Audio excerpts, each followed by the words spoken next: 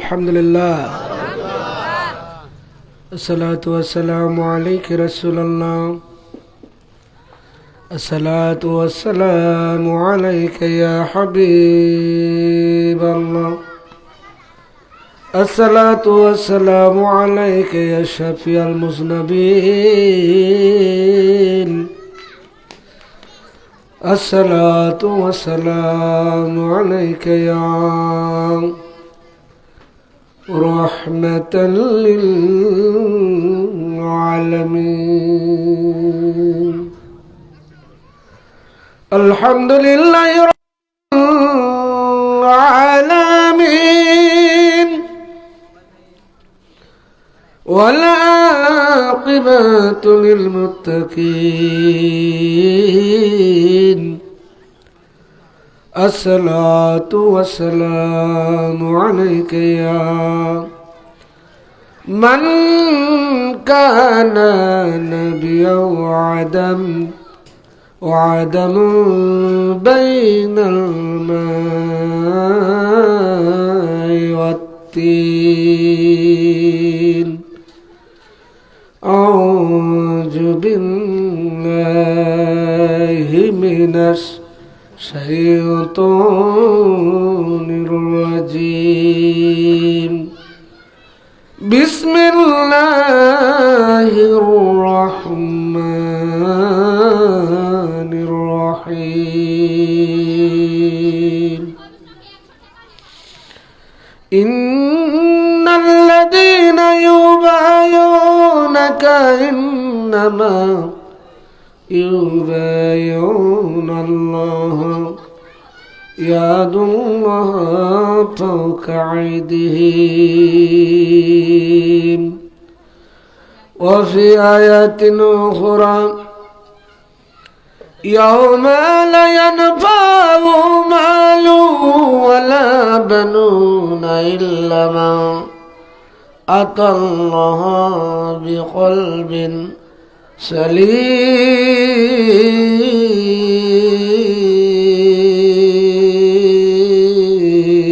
سليم وعن عبد الله بن عمر رضي الله تعالى عنه قال رسول الله صلى الله عليه وسلم من مات وليس عنق بيع مات ميتة جاهلية وعن أبي هريرة رضي الله تعالى عنه قال رسول الله صلى الله عليه وسلم كل أمة يدخلون الجنة إلا من أبى قالوا ومن أبى يا رسول الله قال من أطعني دخل الجنة ومن أسعني فقد آب في شان حبيبه ومعشوقه ومحبوبه مخبرا وأمرا إن الله وملائكته يصلون على النبي يا أيها الذين آمنوا صلوا عليه وسلموا تسليما يا اللهم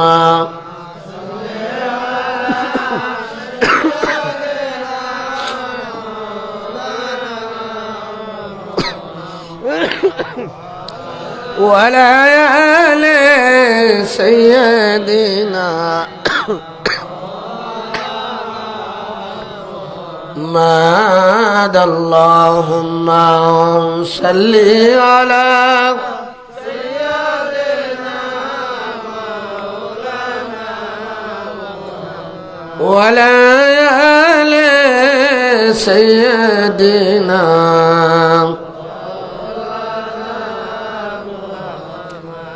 ধন্য গো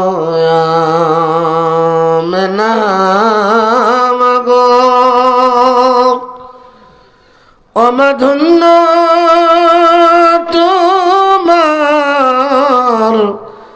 এ জীবন, তোমার কোলে তশরিফ আনলেন দোজাহানের মহাজন। আল্লাহুম্মা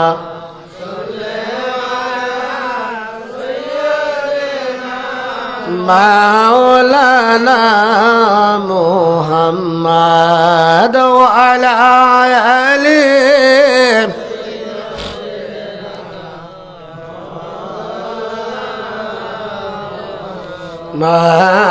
আল্লাহুম্মা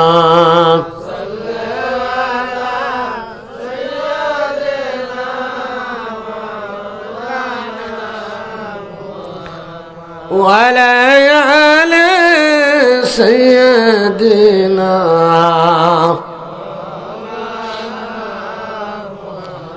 আমরা পাগল কাবার জন্য, কাবা পাগল মাবুদের, মাবুদ পাগল নবীর জন্য, আমার মওলাই পাগল নবীর জন্য, নবী পাগল উম্মতের। আল্লাহুম্মা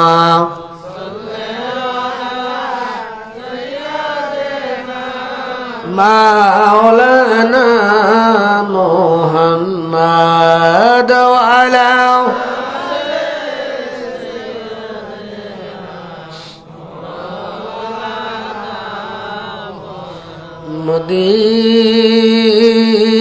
মদিনাতে শুয়ে নবীজি মোদের সালাম শুনতে পান। কেমনে যাব মদিনাতে, সে পথ মোদের বলে দেন। আল্লাহুম্মা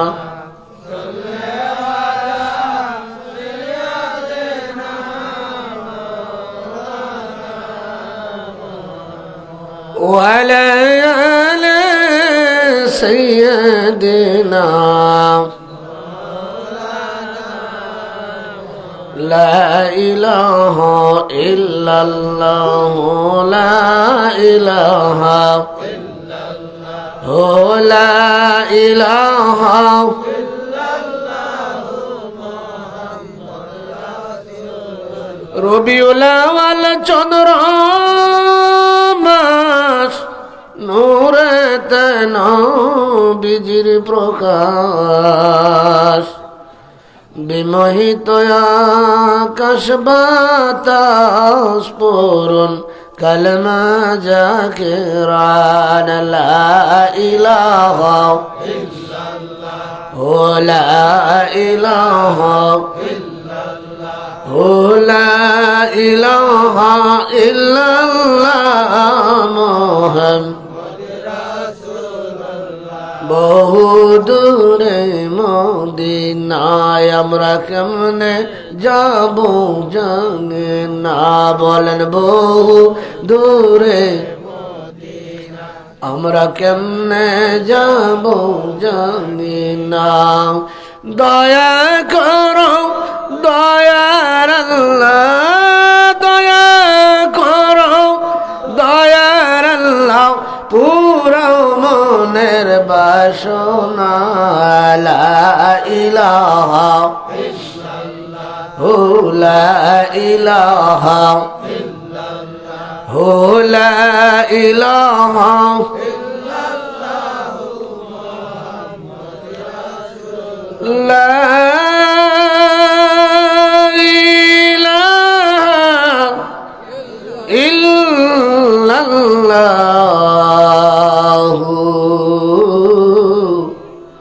মুহাম্মাদুর রাসূলুল্লাহ।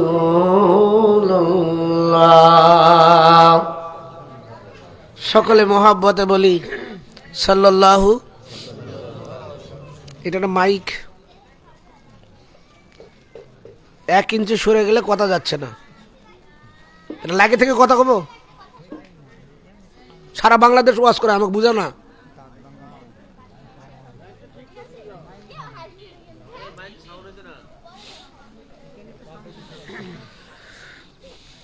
মাহফিলে আসতে পারে আমরা খুশি না বেজার?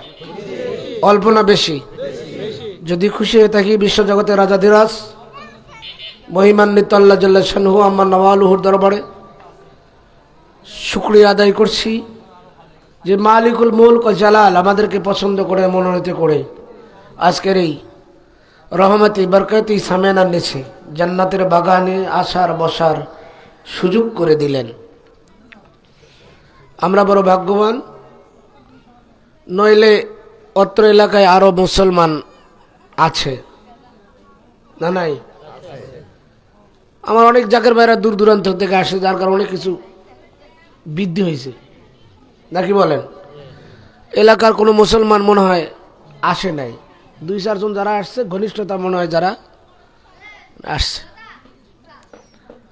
বিরোধিতা কোন জায়গায় ঠিক বুঝলাম না। আমরা কি গান বাজনা করি? কথা বলেন না। গান বাজনা করি? তাহলে কি ড্রেক সেট বাজায়? গাজার আসর হয়? মহিলা পুরুষ একসঙ্গে জিকির করি? আমাদের প্রত্যন্ত অঞ্চলে যেগুলো মাহফিল হয় কোরআন এবং হাদিসের আলোচনা হয়, কি বলেন? কোরআন হাদিসের আলোকেই আলোচনা হয়। যাই হোক, হয়তো বা তকদির তাদের খারাপ, এই জন্য আসতে পারে নাই।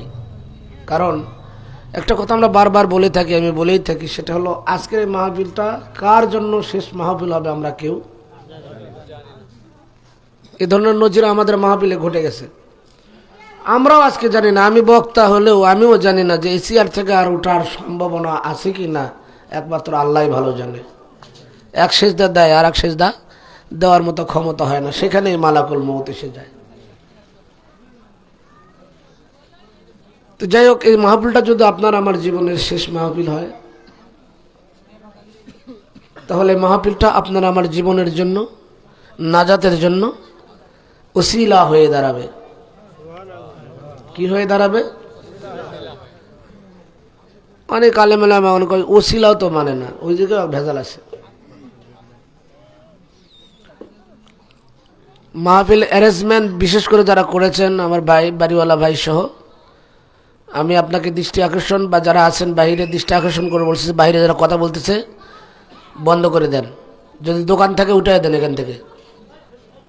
মাহফিলে বসবে না, ওই ধরনের মধু খাওয়া মজনু আমাদের প্রয়োজন নাই।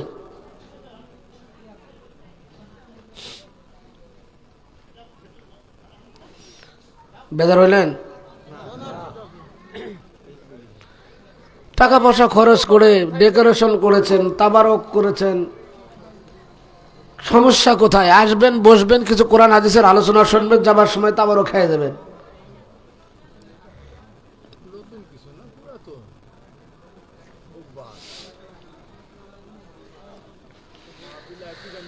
আসুন, এই মাহফিলটা আপনার আমার জীবনের শেষ মাহফিল যদি হয়, তাহলে নাজাতের জরিয়া হতে পারে, ঠিক না? ঠিক কেমন? আল্লাহ রাব্বুল আলামিন হাশরের ময়দান কায়েম করে দিবেন। আমি আয়াত পড়েছি, সেদিকে পড়ে যাব।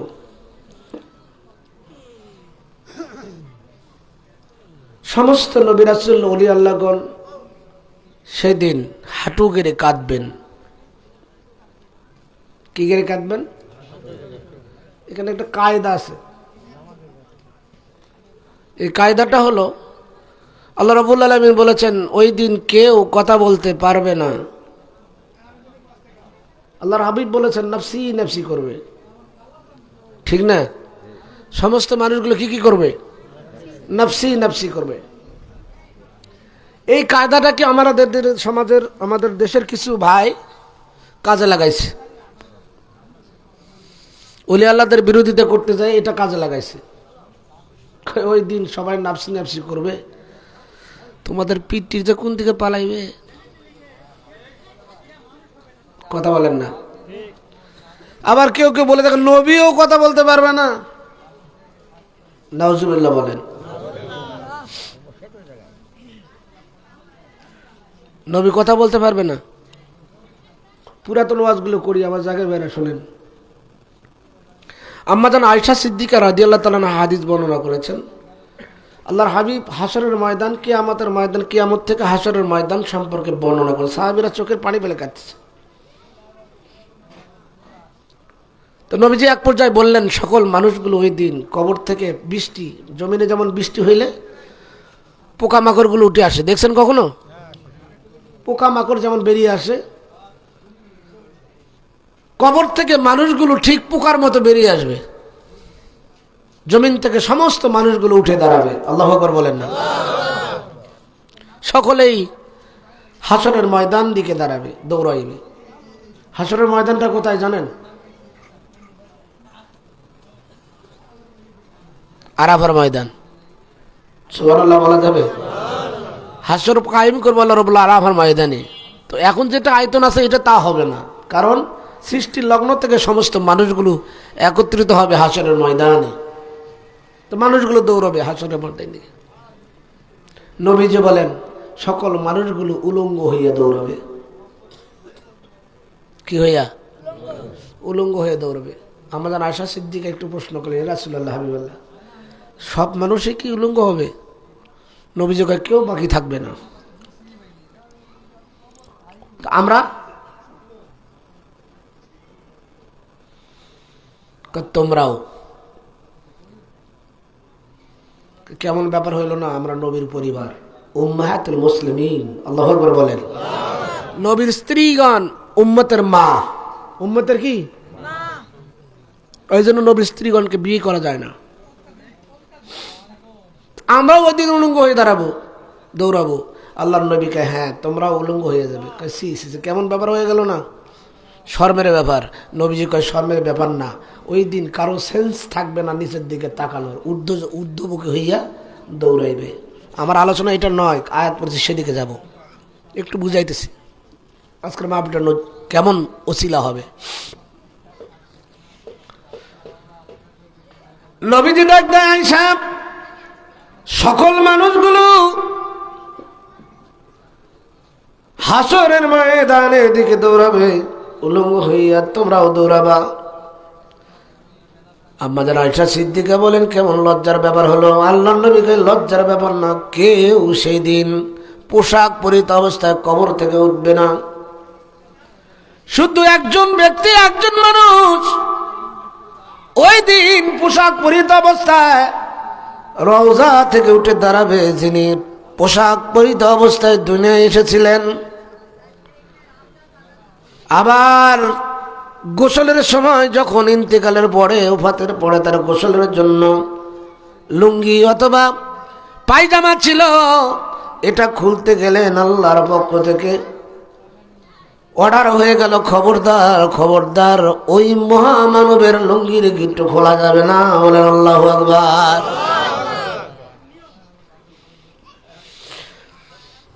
আয়েশা ওই দিন সবাই উলঙ্গ হয়ে দাঁড়াবে, একমাত্র একজন ব্যক্তি, সেটা হলো আমি, নবী, আখির জামানার পয়গম্বর নবী মুহাম্মদুর রাসূলুল্লাহ সাল্লাল্লাহু আলাইহি সাল্লাম পোশাক পরিহিত অবস্থায় কবর থেকে, রওজা থেকে উঠব।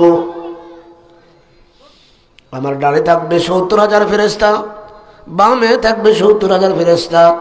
একজন দুলহা যেমন দুলানির বাড়ি যায়, সেইভাবে আমাকে নিয়ে যাওয়া হবে সংবর্ধনা দিয়া।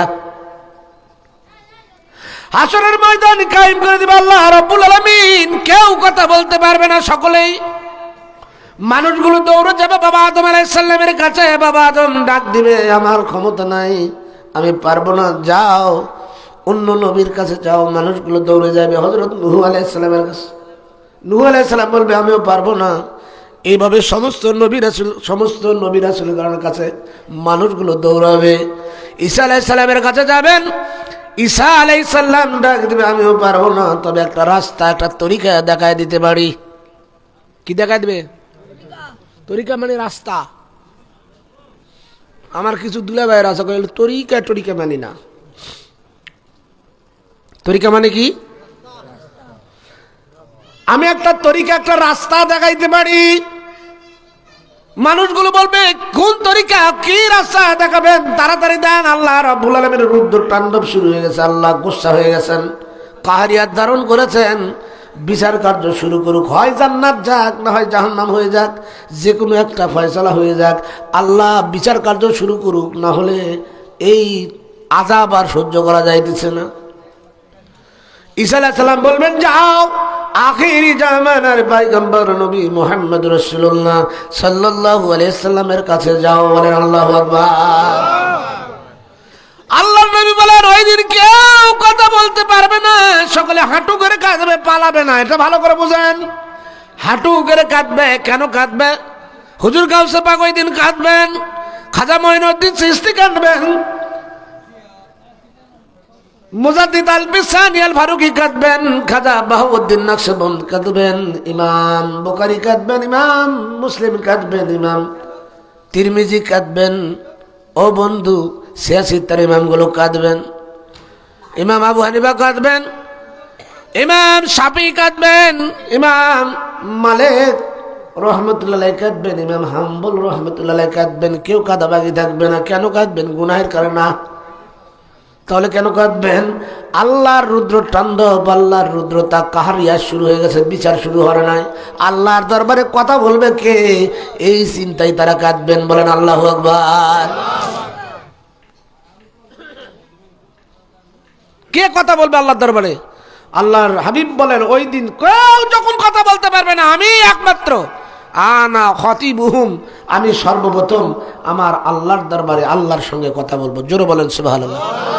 আমি আরশের পায়ার সেজদার নিচে পড়ে যাব, আরশের পায়ার নিচে সেজদায় পড়ে যাব।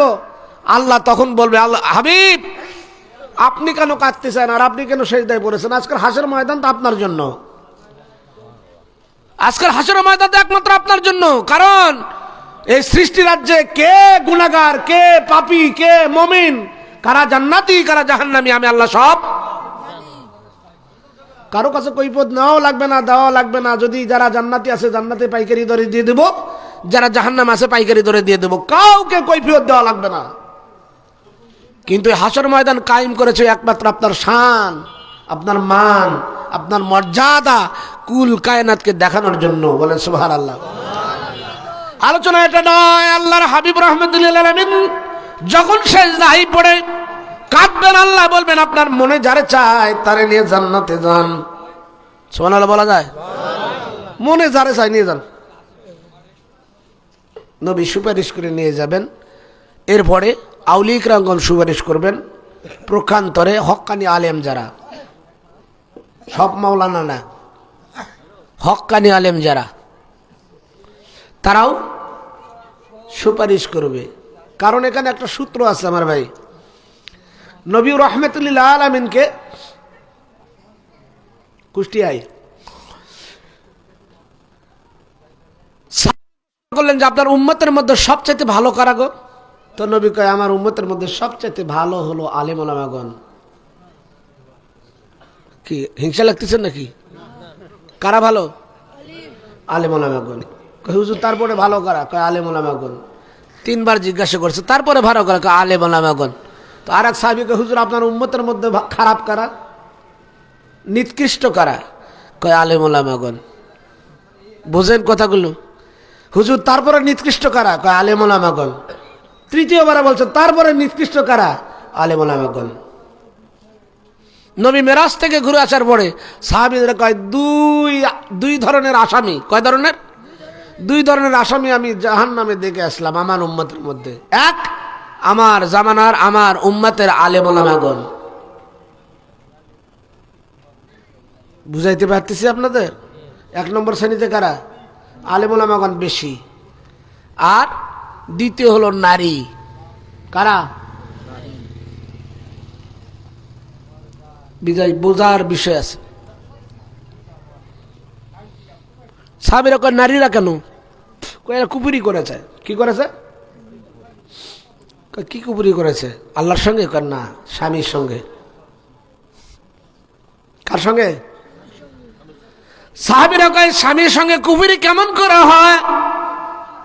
আল্লাহর নবী কয় স্বামীর সঙ্গে কুপুরি হলো সারা জীবন স্বামী মাথার ঘাম পায়ে ফেলে স্ত্রীকে ভরণ পোষণ দেয়, আদর দেয়, ভালোবাসা দেয়, নাকি ভালো ভালো মার্কেট থেকে কাপড় কিনে দেয়, সোলো পাউডার, লিপস্টিক, আলকাতরা কি কি আছে সব দিয়ে দেয়, কোনো জায়গায় কমতি করে না বিবিকে খুশি করার জন্য। কিন্তু কখনো যদি পকেটের হালত একটু খারাপ হয়ে যায়,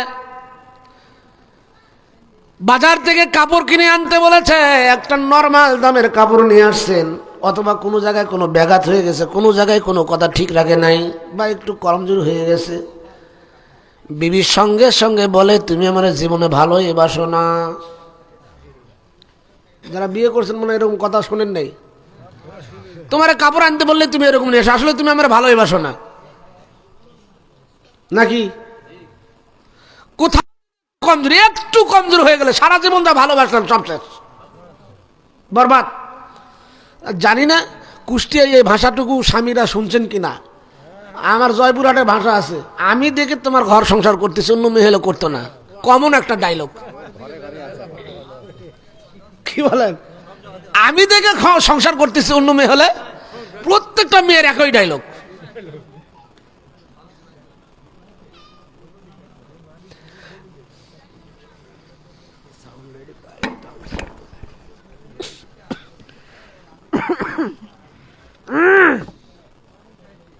জিকির করে লা ইলাহা, চা দিল নাকি গো?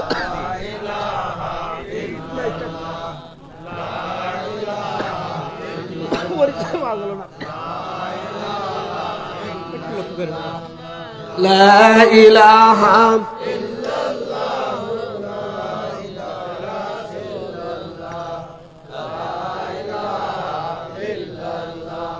লা ইলাহা ইল্লাল্লাহ। রাগ করতেছেন আপনারা? আলোচনায় চলে যায়। এই দুই শ্রেণীর আসামি আমি জাহান্নামে দেখে আসলাম। বিদায় বোঝার অনেক কিছু রয়েছে, অনেক কিছু রয়েছে, অনেক কিছু রয়েছে। ওসিলা টসিলা মানি না, ঘুরে ঘেরে আমার আলোচনার দিকে যাইতে হবে।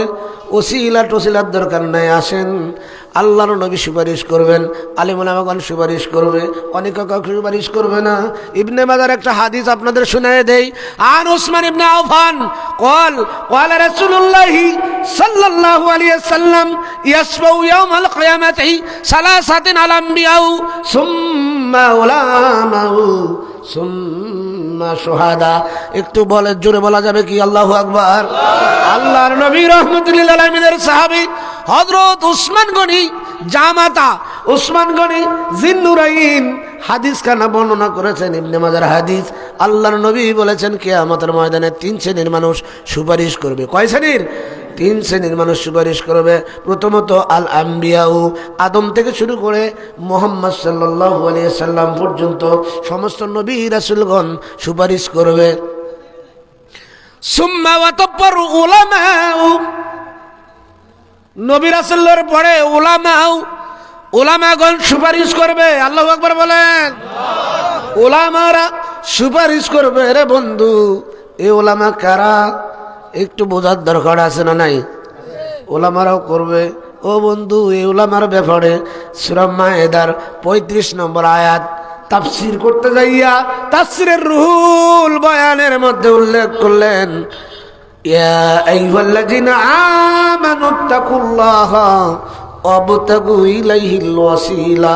আল্লাহু আকবার বলেন। আল্লাহ ডাক দিলেন, বান্দারে আমি আল্লাহকে ভয় করো আর আমাকে পাওয়ার জন্য একটা মাধ্যম খোঁজো। একটা মাধ্যম লাগবে, একটা ওসিলা লাগবে। কি লাগবে? ওসিলা লাগবে। কোন ওসিলা? কি ওসিলা? কেন ওসিলা? কিসের ওসিলা? তাফসীরের রুহুল বয়ানের মধ্যে এই আয়াতের তাফসীর করতে যাইয়া বললেন, লা ইয়াহসালু, আল্লাহকে হাসিল করা যায় না ইল্লা বি ওসিলা, ওসিলা ছাড়া। তাহলে ওসিলা কারা? উনি উল্লেখ করলেন তাফসিরের মধ্যে হুয়া উলামায়ে হাকিকি ওয়াল মাশায়েখুল তরিকাত। উলামায়ে হাকিকি ওয়াল মাশায়েখুল তরিকাত, তরিকতপন্থী একজন উলামায়ে হাকিকি যিনি, তিনি হলো আল্লাহ পাওয়ার ওসিলা। জোরে বলেন আল্লাহু আকবার। তাহলে তরিকতপন্থী মাশায়েখ। কেন তরিকতপন্থী? তরিকার ভিতরে কয়টা জ্ঞান আছে জানেন কি? 4টা জ্ঞান। কয়টা? 4টা ইলম রয়েছে। ইলমে শরিয়াত, ইলমে তরিকাত, ইলমে হাকিকাত, ইলমে মারিফাত। আল্লাহ রাব্বুল আলামিন কোরআনুল কারীমের মধ্যে বললে আল্লামনাহু ইলমান লাদুন্না। ইলম হলো 2 প্রকার। কয় প্রকার? 2 প্রকার ইলম। 2 প্রকার ইলম লাগবে রে বন্ধু, 2 প্রকার ইলম লাগবে। ইলমে শরিয়াত, ইলমে তরিকাত, ইলমে হাকিকাত, ইলমে মারিফাত। আর এটা যদি কোরআনের ভাষায় বলা হয় তাহলে ইলমাল লাদুন্না একটা শরীয়ত বিদ্যা, অর্থাৎ একটা জাহেরি আর একটা বাতিনি বিদ্যা। কথা বলেন ঠিক না ঠিক? 4 বিদ্যায় পারদর্শী যিনি, তিনি হলো উলামায়ে হাকিকি। এই উলামায়ে হাকিকি হলো আল্লাহ পাওয়ার ওসিলা। আল্লাহ পাওয়ার ওসিলা। বন্ধুগণ গভীর মনোযোগ। আল্লাহর হাবিব বললেন কিয়ামতের ময়দানে 3 শ্রেণীর মানুষ সুপারিশ করবে। 1 শ্রেণীতে থাকবে, প্রথম শ্রেণীতে থাকবে নবী রাসূলগণ, দ্বিতীয় শ্রেণীতে থাকবে আল উলামাউ, তারা হলো জামানার আলেম উলামাগণ। আল্লাহু আকবার বলেন। তাহলে সুপারিশের ব্যবস্থা আছে না নাই? সুম্মা শুহাদা, দিনকে প্রতিষ্ঠার জন্য যারা, কিসের জন্য? দিনকে প্রতিষ্ঠার জন্য নবীর প্রেমে পড়িয়া, মহব্বতে পড়িয়া যারা জীবন দিয়েছে তারা হলো শহীদ। হাসরের ময়দানে শহীদরাও সুপারিশ করবে। সাহাবীদের জীবন খুলে দেখুন, সাহাবীরা জীবন দিয়েছে শুধু একমাত্র কারণ, ওই কারণটাই হলো নবীজির মহব্বত। কার মহব্বতে জীবন দিয়েছে? সাহাবীদের জীবন যারা শাহাদাত বরণ করেছে, খেয়াল করবেন নবীর জন্য তারা জীবন দিয়েছে, জীবন দিয়েছে। বাপ রে বাপ। ও হেলালালা ভাই আসতে থাক।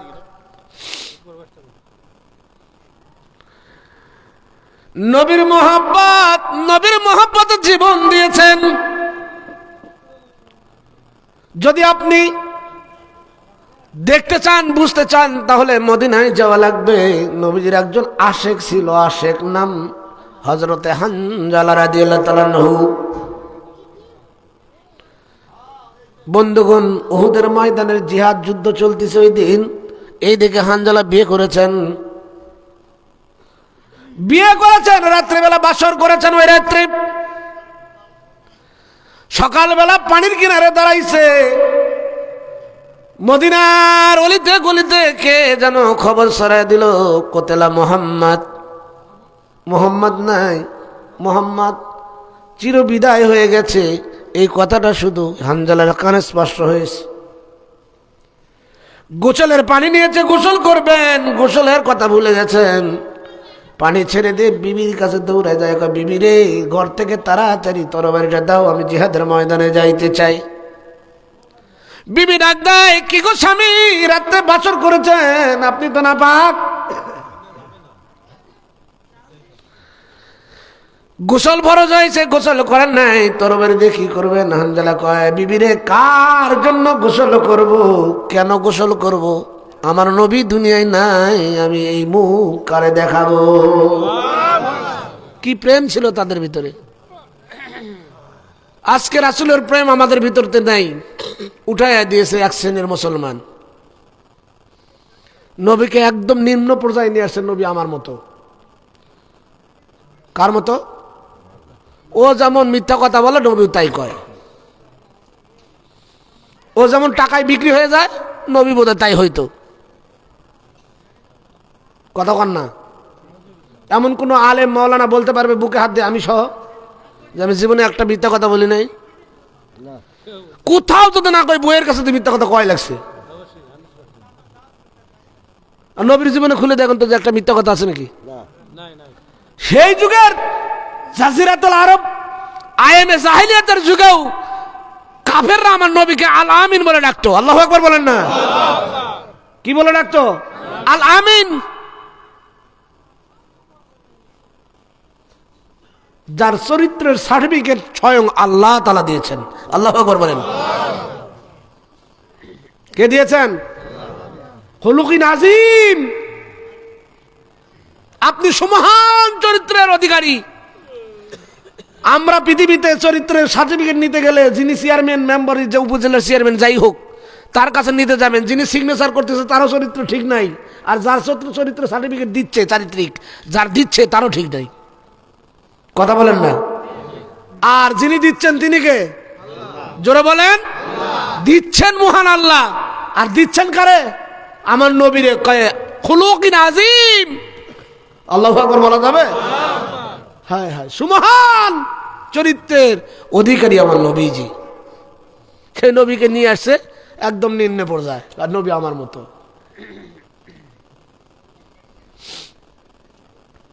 এই সূত্র কোন জায়গা থেকে এসছে আমরা জানি। আব্দুল ওয়াহাব নজদি, কথা তো অন্যদিকে চলে যাবে আমার। আব্দুল ওয়াহাব নজদির থেকে এটা আসছে। কিতাব লিখলেন, কিতাবুত তাওহীদ। একমাত্র তাওহীদ ছাড়া আর কিচ্ছু মানি না। রাসূলের রওজা পর্যন্ত ভেঙে দেওয়ার চেষ্টা করলো। জোরে বলেন নাউজুবিল্লাহ। নিজের মেয়েকে বাচ্চা সৌদের সঙ্গে বিয়ে দিয়েছে। দেওয়ার পরে ধর্ম মন্ত্রণালয় নিয়ে কয়, যেহেতু আমি বড় পণ্ডিত আলেম, তো ধর্ম বিষয়টা আমাকে দিয়ে দাও। তো মানে দেশের প্রেসিডেন্ট যদি জামাই হয়, শ্বশুরের পাওয়ার কি কম? কথা বলেন না রে ভাই। চেয়ারম্যানের ভাগ্না হলে তার পাওয়ারের শেষ নাই। হ্যাঁ, আর দেশের প্রেসিডেন্ট তেনার মানে জামাতা, তার পাওয়ার কত?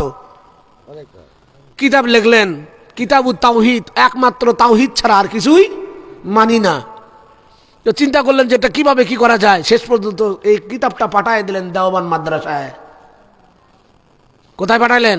আমার কাছে রেকর্ড আছে। দেওবন্দ মাদ্রাসায় পাঠায় দিলেন। কিতাবটা আবার তর্জমা করিয়া সুন্দর করে নাম পরিবর্তন করে নাম দিল তাকবিয়াতুল ঈমান। তাওহীদ থেকে পরিবর্তন করে নাম পরিবর্তন করেছেন। এইটাই পরেই আলেম ওলামাগণ কয় আর কিছুই দরকার নাই, ওসিলা টসিলার দরকার নাই। নবী মরে গেছে, মাটির সঙ্গে মিশে গেছে। নাউজুবিল্লাহ বলেন। নবী আমাদের মতো, আল্লাহ ছাড়া আর কারো কাছে আমরা কিছু মানি না। যাই হোক, আমি ওদিকে যাচ্ছি না। রাগ করতেছেন আপনারা?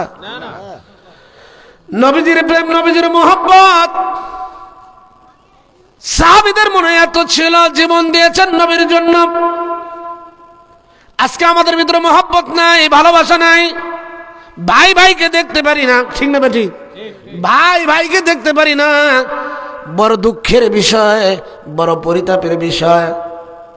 একটা জাকির ভাইয়ের সঙ্গে আর এক জাকির ভাইয়ের মোহাব্বত পয়দা করে দিল, বিনি সুতার মালা গাঁথায় দিয়েছে।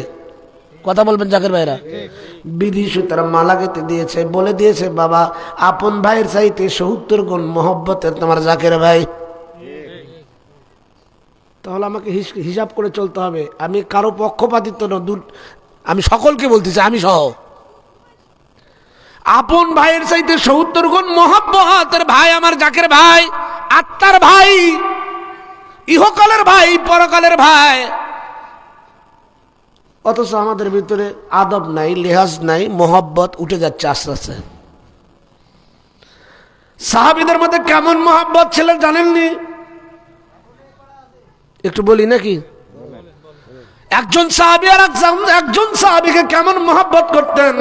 আল্লাহর নবী রাহমাতুল লিল আলামিন মসজিদে নববীর আঙ্গিনায় সাহাবীদের দার্স দিচ্ছিলেন, কোরআনের কথাগুলো, হাদিসের কথাগুলো আল্লাহর নবী বর্ণনা করতেছিলেন, বয়ান করতেছিলেন। ওই দিনের বক্তা ছিল আল্লাহর পেয়ারা হাবিব রাহমাতুল লিল আলামিন। শ্রোতা ছিল সমস্ত সাহাবীগুলো। বলেন আল্লাহু আকবার। তাহলে ওয়াজটা কেমন হবে?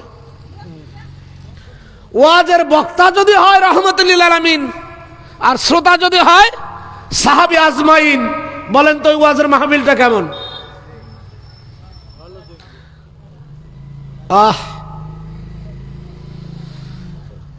জান্নাত সম্পর্কে পড়ে দেখলাম, আল্লাহ সমস্ত মানুষগুলো যখন জান্নাতে যাবে আল্লাহ বলবে কোরআন তেলাওয়াত শুরু হোক। সুবহানাল্লাহ বলেন। কথায় কথায় আসতেছে। কি করবেন? কোরআন তেলাওয়াত। আল্লাহ রাব্বুল আলামিন সর্বপ্রথম কোরআন তেলাওয়াত করার জন্য দাউদ আলাইহিস সালামকে ডাকবেন। বলবেন কেন? দাউদ আলাইহিস সালামের লেহান সুরটা খুব সুন্দর ছিল। উনি যখন কিতাব পড়তেন এই কিতাবের সুর শুনিয়া সমুদ্রের মাছগুলো কিনারে আসতোই না, অজ্ঞান হয়ে যাইতো, আর এগুলো ইহুদিরা ধরে ধরে খাইতো। তাহলে কত সুন্দর তিনার লেহান ছিল। তো বলবেন যেহেতু লেহান ভালো, কোরআন পড়ো। তো বলবেন, আপনি বলতে পারেন দাউদ নবী তো আমাদের তো কোরআন ছিল না। আল্লাহ যখন বলবে পড়ো, সঙ্গে সঙ্গে 30 পারা কোরআনের হাফিজ হয়ে যাবে দাউদ আলাইহিস সালাম। উনি যেখান থেকে ইচ্ছা পড়তে পারবেন।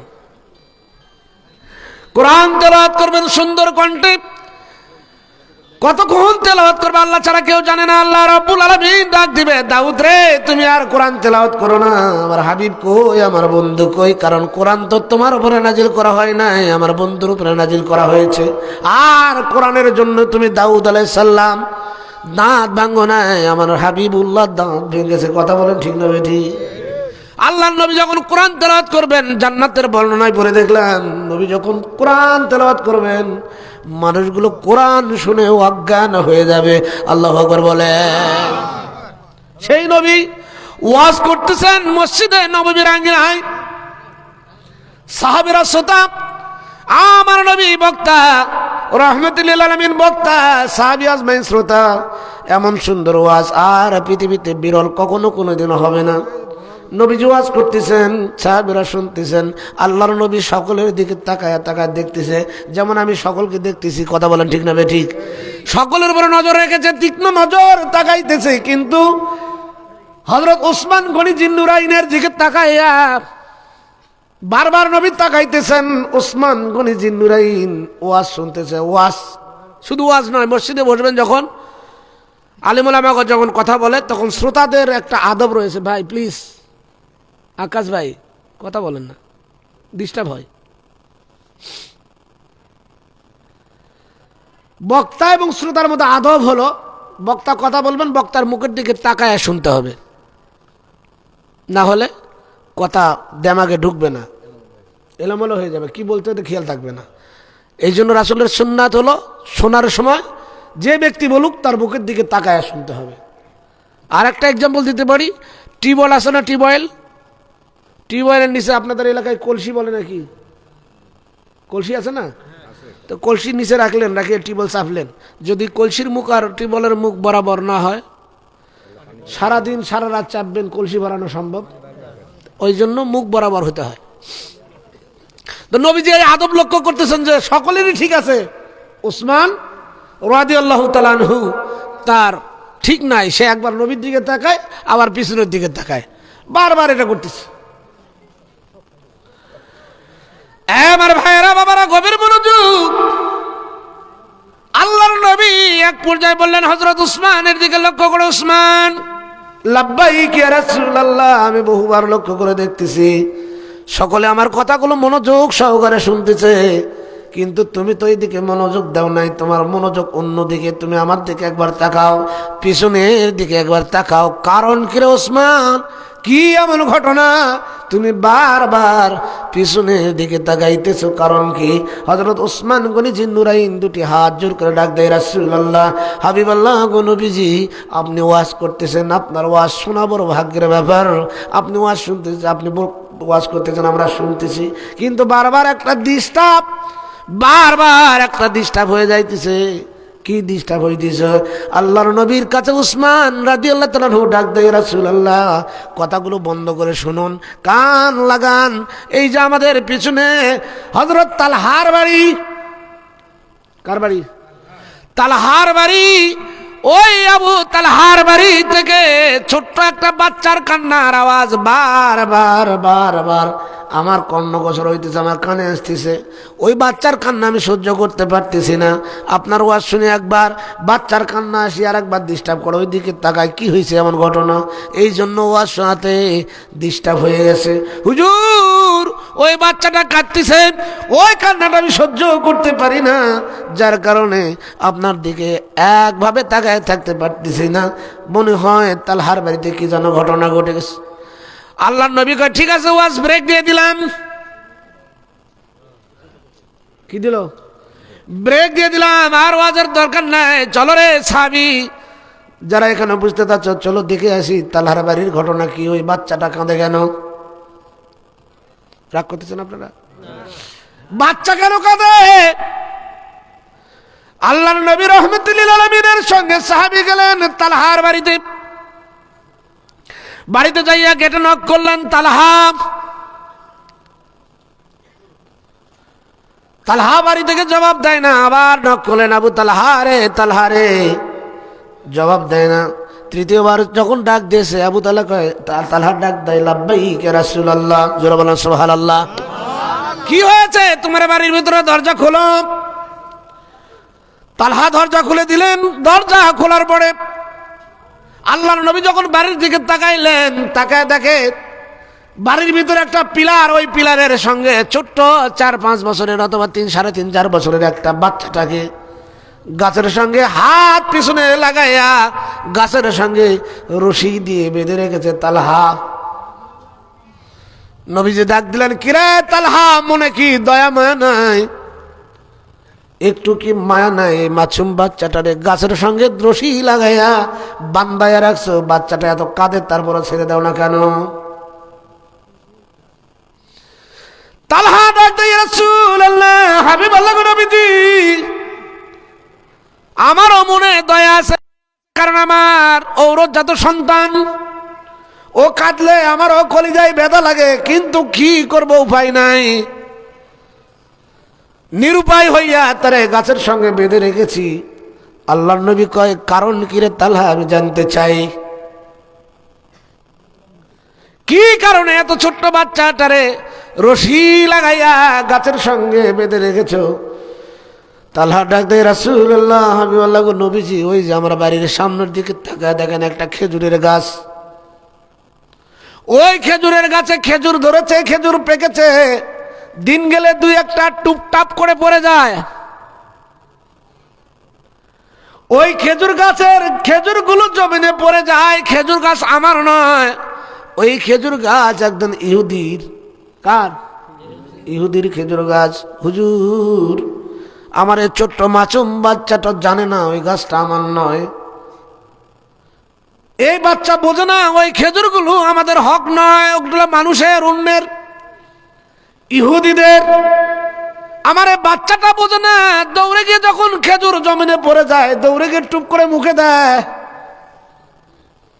কোনটা হালাল, কোনটা হারাম, কোনটা বৈধ অবৈধ, এই জ্ঞান তো আমার এই বাচ্চারা নাই। সুবহানাল্লাহ বলা যায়? কি শিক্ষা দেয় সাহাবীরা সন্তানদেরকে, আর আমরা কি শিক্ষা দিতেছি বর্তমানে? কি বলেন? মনে হয় একটা বাড়ি খুঁজে পাওয়া যাবে না যে বাড়িতে ছোট্ট কোলের বাচ্চাকে টিকটক না দিলে দুধ খায় না। কথা কয় না রে ভাই? হ্যাঁ, এমন বাচ্চা পাওয়া যাবে না যে বাচ্চা ভাত খাইতে গেলে টিকটক না দিলে ভাত খায় না। কি সংস্কৃতি, কি শিখাইতেছি আমরা? হ্যাঁ, বাচ্চা ঘুমায় না রাত্রিবেলা। কই গো স্বামী কই, কি হয়েছে? মোবাইলটা দাও না, বাচ্চা ঘুমাইতেছে না। কথা বলেন না, এটা বাস্তব কি না? এই বাচ্চা, ছোট মাসুম বাচ্চার ব্রেনের মধ্যে মোবাইল ঢুকাই দিয়েছেন। এই বড় হলে কতটুকু চরিত্রবান, কতটুকু ভালো হবে, এটা নিজেই বিচার করেন না কেন? সন্তানকে ভালোবাসবেন, এটা কথা ঠিক আছে, সন্তানকে ভালোবাসতে হবে, সন্তানের জন্য তার বাবা মা জীবন দিয়ে দেয়, কথা বলেন না? কিন্তু ভালোবাসার তো একটা সেক্টর থাকা লাগবে। ভালোবেসি বলেই সন্তান যদি চায় যে আগুনে ঝাঁপ দিব, না হলে আমি বাঁচবো না, তাহলে তো তাকে ধাপ দিতে দেওয়া যাবে না। হ্যাঁ, সন্তান কান্না শুরু করেছে, দোকানে যাওয়ার পরে সাবান খাবে, সাবান 570 সাবান নাই তো, ওটা যদি বাচ্চা কয়েছে এটা দেন, এটা আমি খাবো, না হলে বাঁচবো না, একদম কান্না দেখেন, আপনি ওই সাবানটা দিবেন যে খা? কেন? ওখানে সাবান খাইলে ক্ষতি হবে এটা বুঝতেছেন, মোবাইল ব্রেনটার ক্ষতি করতেছে, চোখের ক্ষতি করতেছে, চরিত্র নষ্ট করবে, এগুলো বোঝেন না। কোথায় বলবো, বলার তো জায়গা নাই, সব জায়গায় একই অবস্থা। রাগ করলেন আপনারা? এটা বাস্তবতা।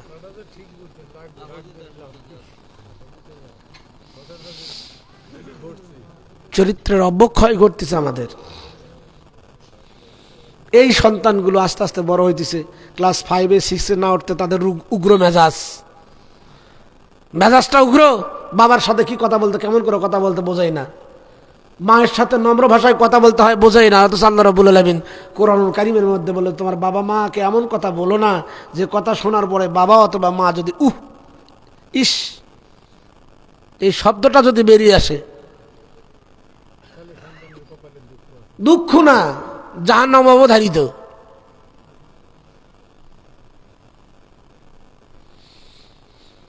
দোষ তো সন্তানের না, দোষ আমাদের। কি বলেন? দোষ আমাদের। শুধু এখানেই নয়, আমাদের ছেলে মেয়েগুলো স্কুল কলেজে অথবা ইউনিভার্সিটিতে পড়তেছে, আমরা মেসে রাখছি, রাখে না অনেকে, মেয়েদেরকে রাখছি মহিলা হোস্টেলে, ছেলেদেরকে রাখছি কোথায় রাখছি? শহরে। কি হবে? লেখাপড়া করে ভালো শিক্ষিত হবে, ঠিক না ঠিক? খবর নেই আমরা আসলে যে তারা কি করতেছে। মেয়েদের পোশাক কিনে দেয় এখনকার যুগ, টাইট ফিটিং। একটা নারী 3 জন ব্যক্তিকে জাহান্নামে নিয়ে যাবে। কয়জন?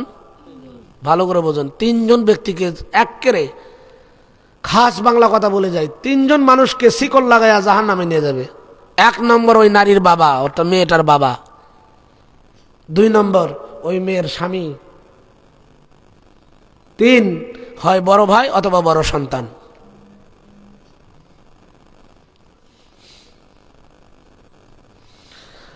এদিকে গেলে আলোচনার অন্যদিকে যাবে, আমি যাচ্ছি না, আমি এখন ওসিলাইতে যাইতে পারতেছি না। বন্ধুগণ গভীর মনোযোগ। ছোট্ট বাচ্চাটা কি শাসন করেছে আমরা করি? আমাদের বাচ্চা যদি রাস্তা থেকে 1000 টাকার একটা নোট নিয়ে আসে, কই পাইলি বাবা? কয় রাস্তায় পাইছি। চুপ, তাড়াতাড়ি হাট। কথা বলেন না, কাউরে বলিস না। হকুল্লাহ, হকুল ইবাদ, একটা আল্লাহর হক আর একটা বান্দার হক। আল্লাহ বলেছে আমার হক 5 ওয়াক্ত নামাজ ঠিকমতো আদায় করতে পারিস নাই, রমজানের রোজা ঠিকমতো পালন করতে পারিস নাই, টাকা ছিল হজ করিস নাই, জাকাত দিস নাই। আমি আল্লাহ ইচ্ছা করলে মাফ করে দিতে পারি। আল্লাহু আকবার বলেন। ইচ্ছা করলে মাফ করে দিতে পারি। আরে দিবেই। ওই যে কলম যখন তাকদীরে লেগেছিল, আল্লাহ রাব্বুল আলামিন ধমক দিয়েছে উম্মতি মুহাম্মাদে, দাও। অন্য উম্মতের ব্যাপারে লেখছে যা পাপ হবে তার শাস্তি হবে, যেরকম গুনাহ হবে ওই রকম শাস্তি দিবে, লেগে যাইতেছে। ঠিক আছে, আখেরি জামানার উম্মতের ভেতরে যখন কলম লেখা শুরু করেছে, খামোশ হয়ে যাও, কলম থেমে গেছে, ভয়ে থরথর করে কাটতেছে। আল্লাহু আকবার বলবেন না? আল্লাহ এই উম্মতের বেলায় এটা না, এই উম্মতের বেলায় বলো আমি আল্লাহ যারে ইচ্ছা মাফও করে দিতে পারি। তো আল্লাহর হক, আল্লাহর যেটা পাওনা, যেটা পাওনি, সেটা যদি আপনি না দিতে পারেন, না করেন, তা আল্লাহ মাফ করে দিতে পারে। কিন্তু আল্লাহ বলেছে যদি কোনো বান্দার হক কানা করিও যদি হয়, যদি নষ্ট করো, আমি আল্লাহরও ক্ষমতা নাই ওটা মাফ করে দিব। আমি আল্লাহ ওটা মাফ করে দিতে পারবো না। এই জন্য নির্বাচনের সময় না বলাই মনে হয় ভালো হয়। ওয়ার্ডের মেম্বার হতে চাইন না রে ভাই, আপনি একটা মেম্বার হয়ে সরকারি মাল নিয়ে আসছেন, আমি অন্য জায়গায় বললাম না, মেম্বারের কথাই বললাম। সরকারি মাল নিয়ে আসছেন, বিলি বন্টন করে 10 টাকা বেঁচে গেছে। কয় টাকা? কথা বলেন না ভাই একটু, কয় টাকা? একজন সরল সোজা, একজন খুব খাঁটি ভালো ইমানদার মানুষ মেম্বার হয়েছে, কিন্তু বিলি বন্টন করার পরে 10 টাকা অবশিষ্ট রয়েছে, ওটা আর কারে দিবে? উনি খরচ করে খাইছে। হাসরের ময়দানে ওই 10 টাকার জন্য ওই ওয়ার্ডের যতগুলো ভোটার ছিল সমস্ত ভোটারের কাছে ক্ষমা চাইতে হবে মৃত্যুর আগে। ওয়ার্ডের যতগুলো ভোটার ছিল সমস্ত ভোটারগণ ওই 10 টাকার হকদার। এখন বাড়ি বাড়ি যাইয়া বা ভোটারগুলোর কাছে 10 টাকার জন্য ক্ষমা চাইয়ে মৃত্যুবরণ করতে হবে, যদি না করেন হাসরের ময়দানে 10 টাকার জন্য ধরা খাবেন। নেতা হতে চান না, নেতা এখন সস্তা জিনিস না। কথায় কথা আসতেছে, বেয়াদবি মাফ করেন, রাগ করতেছেন। নবীর সাহাবীর কি আদর্শ কই হুজুর, এই বাচ্চা ছোট্ট মাসুম বাচ্চা, এটা পরের অন্যের জিনিস, অন্যের খেজুর খেয়ে ফেলে দিলে গুনাহগার হয়ে যাবে। কি করব উপায় না পেয়ে এই সন্তানটাকে আমি গাছের সঙ্গে পিলারের সঙ্গে বেঁধে রেখেছি, যেন যাইয়া খেজুরগুলো মুখে দিতে না পারে। আল্লাহু আকবার বলে।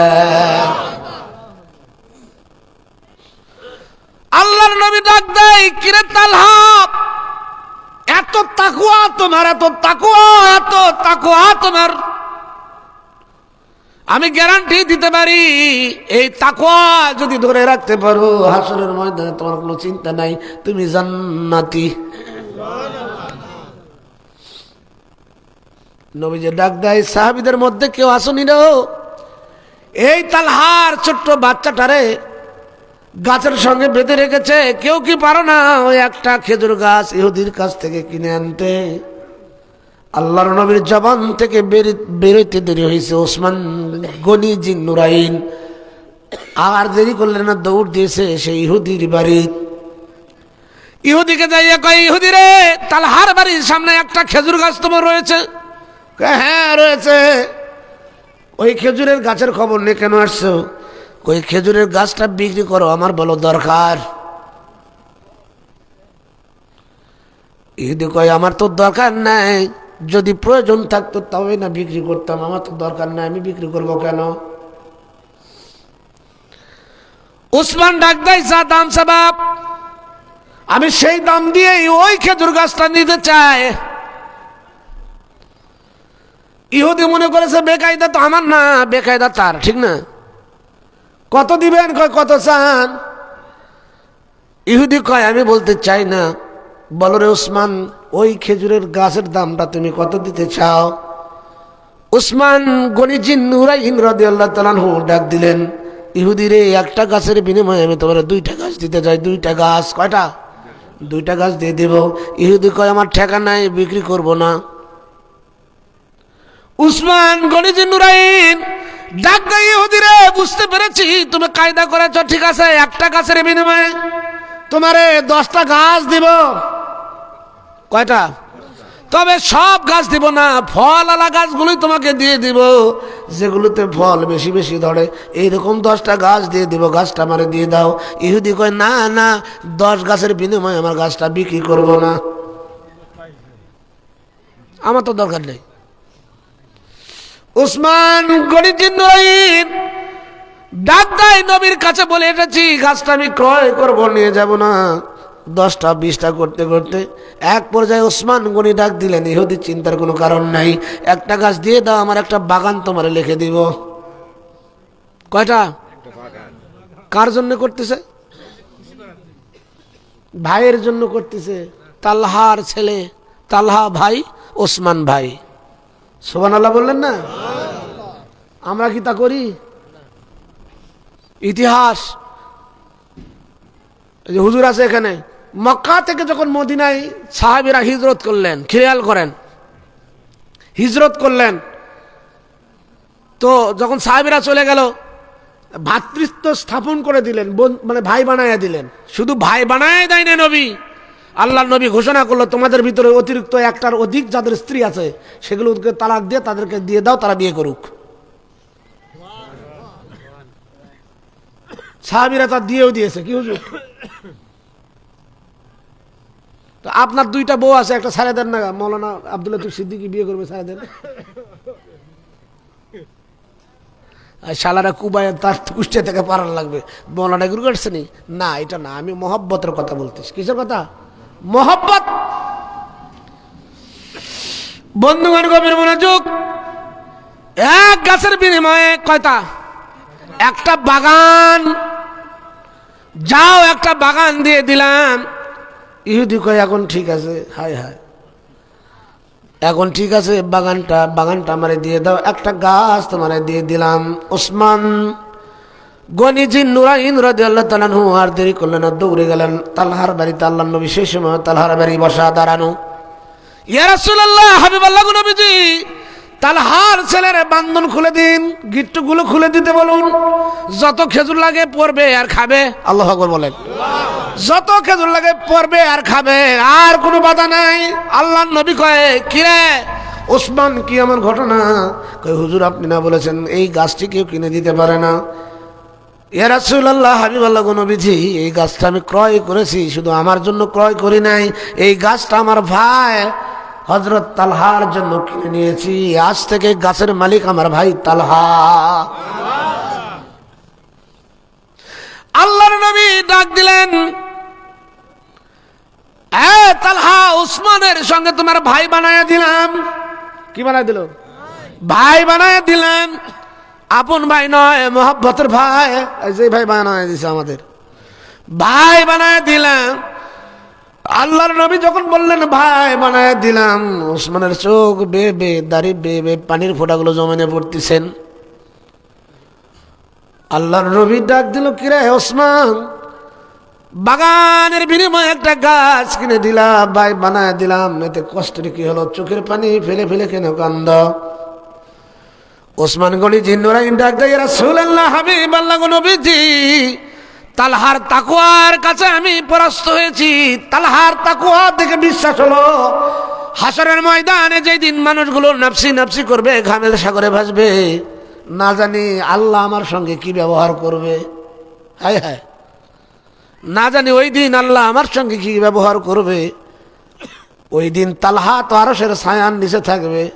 হুজুর, আমি তালহার কাছে জানতে চাই, আজকে দুনিয়ায় সে আমার ভাই হবে, হাসরের ময়দানে যদি সে আমার ভাই বলে পরিচয় দেয়, তাহলে আমি নিজেকে ধন্য মনে করব। তালহা ডাক দিলেন, ইয়া রাসূলুল্লাহ, হাবিবাল্লাহ গো নবীজি, আমার কি তাকওয়া দেখেছে জানি না, তবে আপনি যেহেতু ভাই বানায় দিয়েছেন, এই তালহা ডাক দেয়, যেহেতু ভাই বানায় দিয়েছেন, এই ভাই শুধু দুনিয়ায় নয়, হাসরে ফুলচিরাতে মিজানে যে জায়গায় যাই না কেন, ওসমান আমার ভাই হয়েই থাকবে। কি মোহাব্বত তাদের ভিতরে ছিল। আর আমরা কি করতেছি? আমরা নিজেরা একটু হিসাব নিকাশ করি, একটু হিসাব নিকাশ করে চলা লাগবে। কথা বলেন ঠিক না ঠিক? ভাইয়ের প্রতি ভাইয়ের মোহাব্বত, ভাইয়ের প্রতি প্রেম ভালোবাসা থাকা লাগবে, আদব থাকা লাগবে। বয়সে যারা বড় তাদেরকে সম্মান করতে হবে, বয়সে যারা ছোট তাদেরকে স্নেহ করতে হবে। এই ওয়াজগুলো তো আমার করার কথা ছিল না। রাগ করলেন? আল্লাহুম্মা সাল্লি আলা লানা মুহাম্মাদ ওয়া আলা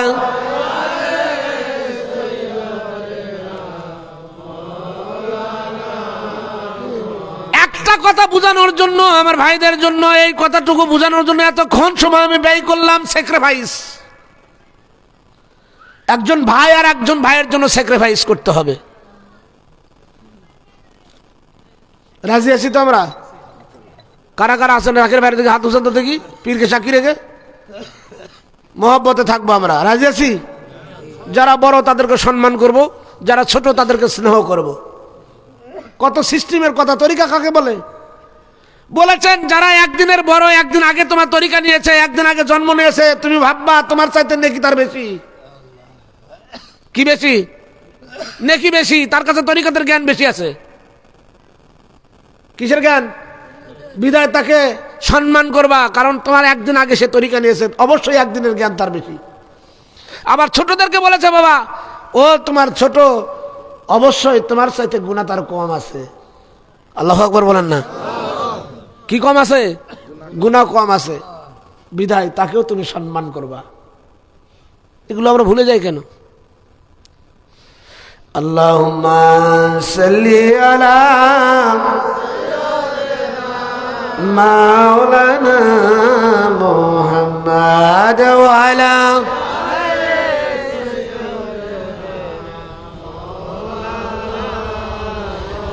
এ বন্ধু, আমার ভাইয়েরা, বাবারা, গভীর মনোযোগ। নিজের হিসাবগুলো নিজে করতে হবে। আমরা যারা তরিকা করি খুব সাবধান, কথাগুলো আগেও বলেছিলাম, আজকেও বলে যাই। মুরব্বীদের সম্মান করবেন, জাকেরদের সম্মান করবেন, ভালোবাসবেন, মহব্বত করবেন। আপনার দৃষ্টিকোণ থেকে হয়তো একটা জাকের ভাই সে দিন মজুরি করে খায়, কি খায়? দিন মজুরি করে খায়। হয়তো আপনার চোখে সে খুব ছোট, কিন্তু আপনি তো জানেন না পীরে কারে বেশি মহব্বত করে। কথা বলেন না, পীর কাকে বেশি ভালোবাসে এটা তো আমরা কেউ জানি না। আপনি যাকে নিকৃষ্ট মনে করতেছেন পীর হয়তো তাকেই বেশি ভালোবাসে, আর তাকেই আঘাত করবেন, ওই আঘাতটাই আপনার পীরের কলিজায় লাগবে। বিদায় খুব সাবধান, চলাফেরাতে খুব সাবধান। আমাদের তকদিন নষ্ট হইতেছে, অভাব ফুরায় না, সংসারের অভাব ফুরাইতেছে না, রোগ ব্যাধি ফুরাইতেছে না, নানান ধরনের বিপদ আপদ ফুরাইতেছে না, আর খুঁজাইতেছি কি হয়েছে, কি হইলো, সমস্যা কি, আমার এটা হয় না কেন। আমরা যারা আছি নিজের জীবনটাকে হিসাব করে দেখি যে আমি কোনো জাকেরের সঙ্গে বেয়াদবি করছি কিনা, আমার দ্বারা কোনো জাকের কষ্ট পাইছে কিনা।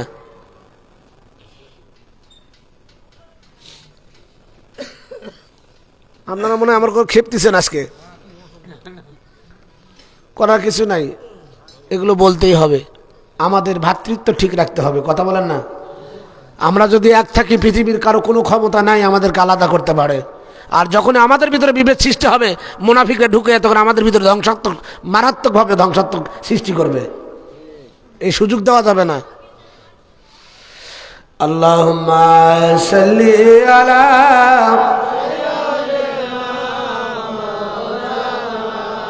মুহাম্মাদ ওয়া আলা আলিহি।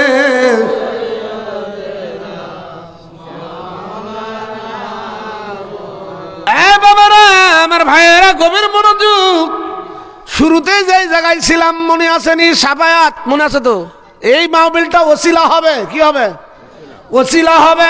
নবীজি সকলকে সুপারিশ করবেন, ওলি আল্লাহগণ সুপারিশ করবেন, আলেমাগণ সুপারিশ করবেন, হাফেজ কারি যারা আছে তারা সুপারিশ করবেন, সকলকে সুযোগ দিবেন আল্লাহ রাব্বুল আলামিন। সকলগুলো নিয়ে জান্নাতে চলে যাবে। বন্ধুগণ, জান্নাতে যাবার পরে ঘুম দিয়ে দিবে আল্লাহ রাব্বুল আলামিন, সকলের চোখে ঘুম দিয়ে যাবে। এই ঘুম যে কত হাজার বছর, কত লক্ষ বছর হবে আল্লাহ ছাড়া কেউ জানে না। সকলে ঘুমে যাবে, আপনার আমার নবীও ঘুমায়া যাবে। ও বন্ধু, হঠাৎ করে নবীজির ঘুম ভেঙে যাবে। যখন ঘুম ভেঙে যাবে, ঘুম ভাঙার সঙ্গে সঙ্গে জাহান্নাম থেকে লক্ষ লক্ষ কণ্ঠের কান্নার আওয়াজ, হাউমাউ করে কাঁদতেছে, জাহান্নামের আগুনে জ্বলতেছে। এই আওয়াজগুলো যখন আমার নবীর কর্ণ মুবারকে পৌঁছে যাবে, নবী এক মুহূর্ত দেরি করবে না, জাহান্নামের মধ্যে ঝাঁপ দিবে। আল্লাহ ডাক দিবে, ফেরেশতারা তাড়াতাড়ি করো, জাহান্নাম নিভাইয়া দাও, জাহান্নাম নিভাইয়া দাও। আমার হাবিবুল্লাহ জাহান্নামের ভিতরে ঝাঁপ দিয়েছে, জাহান্নামটা নিভাইয়া দাও। জাহান্নাম নিভাইয়া দেওয়া হবে। আল্লাহ রাব্বুল আলামিন ডাক দিবে, হাবিব আপনি তো জান্নাতে ঘুমাইয়াছিলেন, কি জন্য জাগলেন, আবার কি জন্য জাহান্নামে ঝাঁপ দিয়েছেন, বুঝলাম না। নবীজি ডাক দিবে, রব্বি কারীম আমি ঘুম থেকে যখন জাগ্রত হলাম, লক্ষ লক্ষ কণ্ঠের কান্নার আওয়াজ, রোনাজারি, আহাজারি, এগুলো আমার কানে পৌঁছাইলো। আমার এতিম উম্মতগুলো বোধহয় জাহান্নামের আগুনে জ্বলতেছে, আমি থাকতে পারি নাই, আমার উম্মতদেরকে নেওয়ার জন্য জাহান্নামে ঝাঁপ দিয়েছি। আল্লাহ বলবে, আগেই তো সুপারিশ করে নিয়ে গেছেন, তারপরে আর কি, ঠিক আছে যদি থেকে থাকেন নিয়ে যান, বেছে বেছে বের করেন কে কে আপনার উম্মত। আল্লাহর নবী বেছে বেছে উম্মতগুলোকে বের করে নিয়ে আসবে। ও বন্ধু, এভাবে একবার, দুইবার, তিনবার, কয়বার? তিনবার। আর নবী আসবে না। মানুষগুলো জাহান্নামের ভিতরে হাউমাউ করে কান্নাকাটি করতেছে, তাদের কান্নাকাটি আল্লাহ রাব্বুল আলামিন ফেরেশতাদেরকে ডাক দিবে, ফেরেশতারা রে, আদম, এই বনি আদম, আদমকে বানায় নাম নিজের সুরাত দিয়ে বড় মহব্বত করে ভালোবাসিয়া। সেই মানুষগুলো জাহান্নামের আগুনে জ্বলতেছে, তাদের কান্না যে আমি সহ্য করতে পারি না, দেখো তো আর কোনো ওসিলা, আর কোনো সুপারিশকারী আছে কিনা। ফেরেশতারা বলবে সকলেই শেষ, আর কোনো সুপারিশকারী নাই। আল্লাহ বলবে এখনো একজন সুপারিশকারী রয়েছে। ফেরেশতারা বলবো একজনটাকে? আল্লাহ বলবো একজন হলো আমি আল্লাহ রাব্বুল আলামিন। তবে ডাইরেক্টলি আমি নিয়ে আসবো না জাহান্নাম থেকে, ওসিলা লাগাবো, এই আসেন, কি লাগাবে? ওসিলা লাগাবো। কি ওসিলা লাগাইবেন?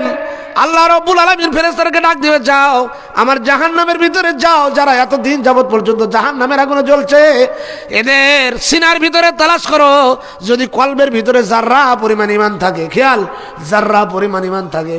ঠেলা কিন্তু খাইছেন, কত হাজার বছরের জানেন না। জাররা পরিমাণ ঈমান যাদের আছে তাদের বের করে নিয়ে আসো, ফেরেশতারা বের করবে, আর কান নাই। আল্লাহ রাব্বুল আলামিন বলে, ঠিক আছে, দ্বিতীয় ওসিলা লাগাও। কি ওসিলা লাগামো? এদের তালাশ করে দেখো, আমার আদম থেকে শুরু করে মুহাম্মদ সাল্লাল্লাহু আলাইহি সাল্লামের নামের সঙ্গে যাদের নাম মিল আছে, নামের খাতিরে ওসিলা লাগাইয়া তাদেরকেও জাহান্নাম থেকে বের করে নিয়ে আসো। তাহলে নামের একটু গুরুত্ব আছে নাকি? হ্যাঁ, কথা বলে না, নামের গুরুত্ব আছে নাকি? আপনাদের কুষ্টিয়া জেলায় এরকম নাম পাবেন কিনা? আমার এলাকায় বহু নাম আছে, সল্টু, বল্টু, টেম্পু, হ্যাঁ, বিদ্যুৎ। কি নাম? আচ্ছা, বিদ্যুৎ, এটা আমি যদি বিদ্যুৎ করে দেখি, বিদ্যুৎ আসলে হিন্দু না মুসলমান, খ্রিস্টান, বৌদ্ধ, কোন দিকে নিয়ে যাবেন? এটা সেই দিকে যায়, গোল আলুর মতো ঘুরবে। বিদ্যুৎ মানে তরঙ্গ।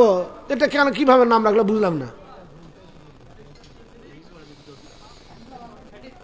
নাম রাখার সময় হিসাব করে রাখা লাগবে, নামের একটা গুরুত্ব আছে। কথা বলেন না ভাই? বহু নাম এরকম দেখছি আমি, বিদ্যুৎ, বল্টু, সল্টু, কত নাম। আল্লাহ হেদায়েত দান করুক, বলুন আমিন।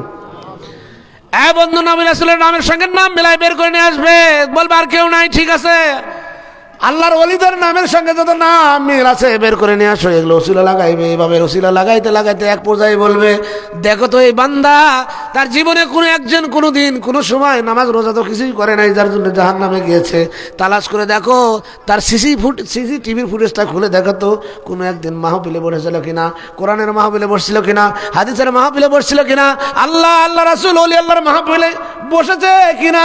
গোটা জীবনটার সিসিটিভি ফুটেজ খুলবে, খুলে দেখবে আজকের এই জায়গাটার নাম কি, ফারাকপুরের জীবনের এই লাইফের এই অংশটুকু দেখবে। হ্যাঁ, একদিন বসেছিল ওই যে ওই মাহফিলটায় বসে বসে কোরআনের আলোচনা শুনেছে, আল্লাহ রাসূলের আলোচনা শুনেছে, ওলি আল্লাহর মহব্বতের কথা শুনেছে। আল্লাহ ডাক দিবে, ওই একদিন বসার কারণে, ওই একটা বসার কারণে ওই মাহফিলটাকে ওসিলা লাগাইয়া আমার বান্দাটারে জাহান্নাম থেকে বের করে আন। এটা আরো কিছু পর্যায়ে আছে, কি জানেন? কোন আলেমের সঙ্গে বসছে কিনা, খাইছে কিনা দেখো তো।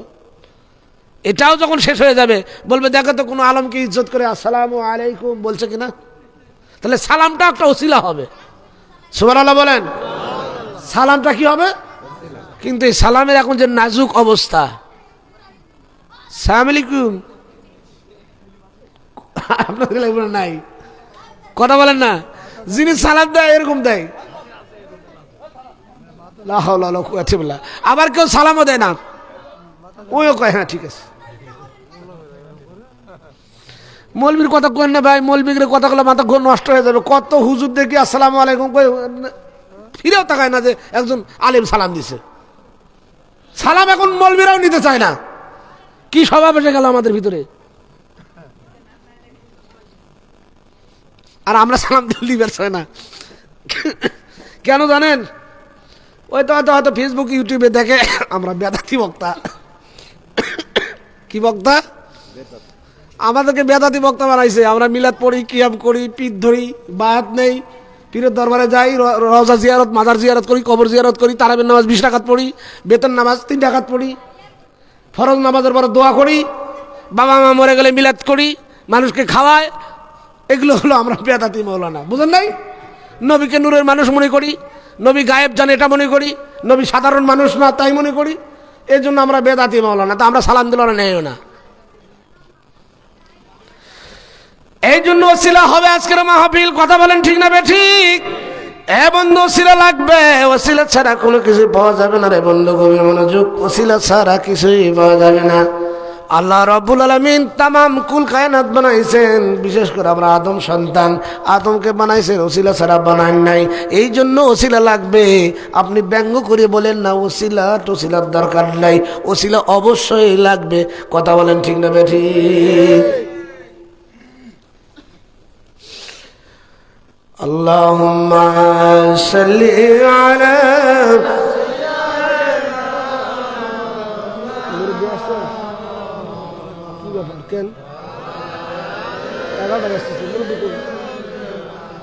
মাওলানা মুহাম্মাদ আল্লাহুম্মা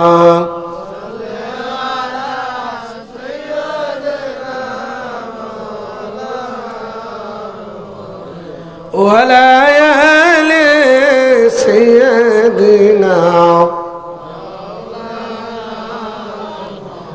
এ বন্ধু গভীর মনোযোগ, আয়াত পড়েছিলাম লা ইয়ানফাউ মালু ওয়ালা বানুনা ইল্লা মান আতাল্লাহ বিকলবিন সালিম।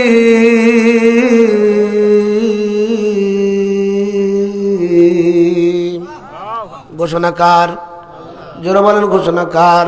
আল্লাহ রাব্বুল আলামিন ঘোষণা করলেন ইয়াউমা লা ইয়ানফাউ মালু ওয়ালা বানুনা ইল্লা মান আতাল্লাহ বিকলবিন সালিম। এ বান্দা, হাসরের ময়দান যেদিন কায়েম হয়ে যাবে কোনো কিছুই কাজে আসবে না। কত বড় দাড়ি ছিল তোমার, কত টুপি ছিল, কত বড় জুব্বা লাগাইছো, তুমি কেমন লম্বা ছিলা নাকি খাটা ছিলা নাকি বেটে ছিলা নাকি সুন্দর ছিল নাকি কালো ছিলা, তোমার দেহ কেমন ছিল, তোমার সন্তান সন্ততি কত, লাঠির জোর কত, ক্ষমতার জোর কত, টাকার জোর কত, সম্পদের জোর কত, একটাও আমার লাগবে না, আমি একটাও দেখবো না। আমি যেটা দেখবো সেটা হলো, আল্লাহ রাব্বুল আলামিন বলেন আমি যেটা দেখবো সেটা হলো ইল্লা মান আতাল্লাহ বিকলবিন সালিম। একটা পরিষ্কার আত্মার দরকার, একটা পরিষ্কার আত্মার দরকার, কলবুন সালিমের দরকার, কলবুন সালিমের দরকার, কলবুন সালিমের দরকার। আর কলবুন সালিম, কলবুন সালিম কারো কয়? যেই কলবের মধ্যে, কল বুঝেন তো? হ্যাঁ, কল্প এটা আরবি শব্দ। আমার যাকে বার অনেকে বলে কাল্প, কাল্প মানে কুকুর, কাল্প বলেন না, কল্প। এটা আরবিতে কল্প বলা হয়, বাংলায় বলা হয় মন। বাংলায় কি? মন। হিন্দিতে বলা হয় দিল, আর ইংলিশে বলা হয় হার্ট। বুঝাতে পারতেছি আপনাদের? মন, মন, পরিষ্কার মন, পরিষ্কার আত্মা, পরিষ্কার কলবের প্রয়োজন, পরিষ্কার কলবের প্রয়োজন। এ বন্ধু, পরিষ্কার আত্মার দরকার। আল্লাহর হাবিব রাহমাতুল লিল আলামিন ঘোষণা করলেন আলা ইন্না ফিল জাসাদি মুদগাতান সলুহাল সলুহাত জাসাদু কুল্লুহু আইযা ফাসাদাল ফাসাদা জাসাদু কুল্লুহু আলা ওয়াহিয়াল কলব। জোরে বলেন আল্লাহু আকবার। নবীজি বলেন সাবধান হয়ে যাও, তোমার দেহের ভিতরে এমন একটা মাংসপিণ্ড রয়েছে, ওই মাংস যদি পবিত্র হয়, তোমার নামাজ পবিত্র, রোজা পবিত্র, হজ পবিত্র, জাকাত পবিত্র, দাড়ি পবিত্র, টুপি পবিত্র, জুব্বা পবিত্র, অল আদার্স এভরিথিং পবিত্র। আর যদি ওটা নষ্ট হয়ে যায়, ওটা যদি নষ্ট হয়ে যায়, ওটা যদি নষ্ট হয়ে যায়, তোমার নামাজের দাম নাই, রোজার দাম নাই, হজের দাম নাই, জাকাতের দাম নাই, দাড়ির দাম নাই, টুপির দাম নাই, জুব্বার দাম নাই, আল খেল্লার দাম নাই, all everything, all others everything, কোনো কিছুর মূল্য নাই, সব কিছু নষ্ট। আর আমার ভাইয়েরা, ওইটা কোন বস্তু? আল্লাহর হাবিব বলেন আলা ওয়াহিয়াল কলব, ওটা মানুষের ভিতরে, বই বক্ষের ভিতরে একটা মাংসপিণ্ড, যার নাম হলো কলব। পরিষ্কার আত্মা লাগবে। ও বন্ধু, এই কলবের আলোচনা করতে যাইয়া আপনাদের কুষ্টিয়ার একজন বক্তা, কথায় কথা আসে, কুষ্টিয়ার একজন বক্তা, খুব আন্তর্জাতিক খ্যাতি সম্পন্ন বক্তা, ওয়াজ করতে যাইয়া কয় উপমহাদেশের মধ্যে আল্লাহর অলিগণ যারা নাম করেন, আল্লাহর অলি যারা নাম ধরি, ওই আল্লাহর অলিরা মানুষের কলবের সবক দেয় সিনার ভিতরে। কোথায়? বাম স্তনের 2 আঙ্গুল নিচে। উনি বললেন আমি জীবনে যত থিসিস করলাম, থিসিস করে দেখলাম, ডক্টরেট করছে নাকি আল্লাহ ভালো জানে, বলে ডক্টরেট করছি, থিসিস করে দেখলাম আসলে কল্প সিনাই থাকে না, কল্প থাকে মানুষের মাথায়। কোথায় থাকে কল্প? কি মানুষের মাথায়? সূরা হজের 46 নম্বর আয়াত খুলে দেখবেন, আল্লাহ নিজেই বলেছে কল্প আছে মানুষের সিনাই। কোথায়? তো আল্লাহ কইছে সিনার ভিতরে, কুলুবুল লাতিফিস সুদূর। কল্প থাকে মানুষের সিনার ভিতরে। আর উনি গবেষণা করে কয় কল্প থাকে মানুষের চিন্তাধারা, চিন্তা, যাদের কল্প আছে চিন্তা করে না। আচ্ছা, আমরা একটা কাজ করতে গেলে আমরা বলি না মন দিয়ে মনোযোগ দাও, মনোযোগ দিয়ে চিন্তা করো, কথা বলে না? তো আল্লাহ করছে যাদের মন আছে, অন্তর আছে বা কল্প আছে, চিন্তা করে না। তো চিন্তা তো আসলে মানুষ মন দিয়ে করে না, চিন্তা করে দেমাগ মগজ দিয়া। তো আমি চিন্তা ভাবনা করে দেখলাম যে কল আসলে এরকম থাকে না, কল থাকে খাই। হায় আল্লাহ, বন্ধু করে আমার আলোচনা তা নয়। পরিষ্কার আত্মা লাগবে। কি লাগবে? কল পরিষ্কার লাগবে। কেমন পরিষ্কার? যে কলবের মধ্যে হিংসা থাকবে না। কি থাকবে না? হিংসা থাকবে না, গিবাত থাকবে না। গিবাত তো আমাদের খুব অহরহ চলে যাচ্ছে, কোনো সমস্যা নেই। গিবাত থাকবে না। যে কলবের মধ্যে মিথ্যা থাকবে না, চুগলখুরি থাকবে না। ও বন্ধুগণ, মানুষকে ঠকানোর প্রবণতা থাকবে না, খাদ্যে ভেজাল দেওয়ার প্রবণতা থাকবে না, ওজনে কম দেওয়ার প্রবণতা থাকবে না, জমির আইল কাটতে যায় কেমন করে একটু বৃদ্ধি করা যাবে এই প্রবণতা থাকবে না। আপনাদের এলাকায় বোধহয় এগুলো নাই। ও বন্ধু, সিন্ডিকেট করে মুরগির ডিমের দাম বাড়ানোর চিন্তা ভাবনা মানুষের মাথার মধ্যে। সামনে আসতেছে রমজান মাস, এক রাতের মধ্যে ডিমের দাম বেড়ে যায়। আসলে ডিমের দাম বাড়লো কেন? মুরগিরা কি হরতাল করছিল যে আজকে রাতে ডিম দিব না? ডিম আটকায় রাখিয়া বৃদ্ধি করেছে, দাম বৃদ্ধি করিয়া কোটি কোটি টাকা কামাই করার পরে শেষ জীবনে যায় হজ করতে, সাদা দাড়ি, সাদা পাগড়ি, সাদা পায়জামা, সাদা লুঙ্গি পড়িয়া তসবি হাতে না ঘোরে। শয়তান কয়ে বড় বাটপার, আমার সাথে বড় বাটপার। কথা বলেন না? যে কলবের মধ্যে এগুলো থাকবে না, জিনা থাকবে না, ব্যভিচার থাকবে না, সুদ থাকবে না, ঘুষ থাকবে না, নিট অ্যান্ড ক্লিন, একদম পরিষ্কার। বন্ধুগণ, এমন একটা আত্মার প্রয়োজন। আল্লাহ বলে এইটার প্রয়োজন যেটার ভিতরে কোনো কিছুই নাই, একদম নিট অ্যান্ড ক্লিন, পরিষ্কার আত্মা। এই পরিষ্কার আত্মা কোথায় পাওয়া যাবে, কেমনে অর্জন হবে? ও বন্ধুগণ, তাবলিগ জামাতের প্রতিষ্ঠাতা মাওলানা ইলিয়াস আহমেদ একটা কিতাব লিখে গেলেন। কিতাবের নাম দাওয়াতে তাবলিগ ও পীর মুরিদ।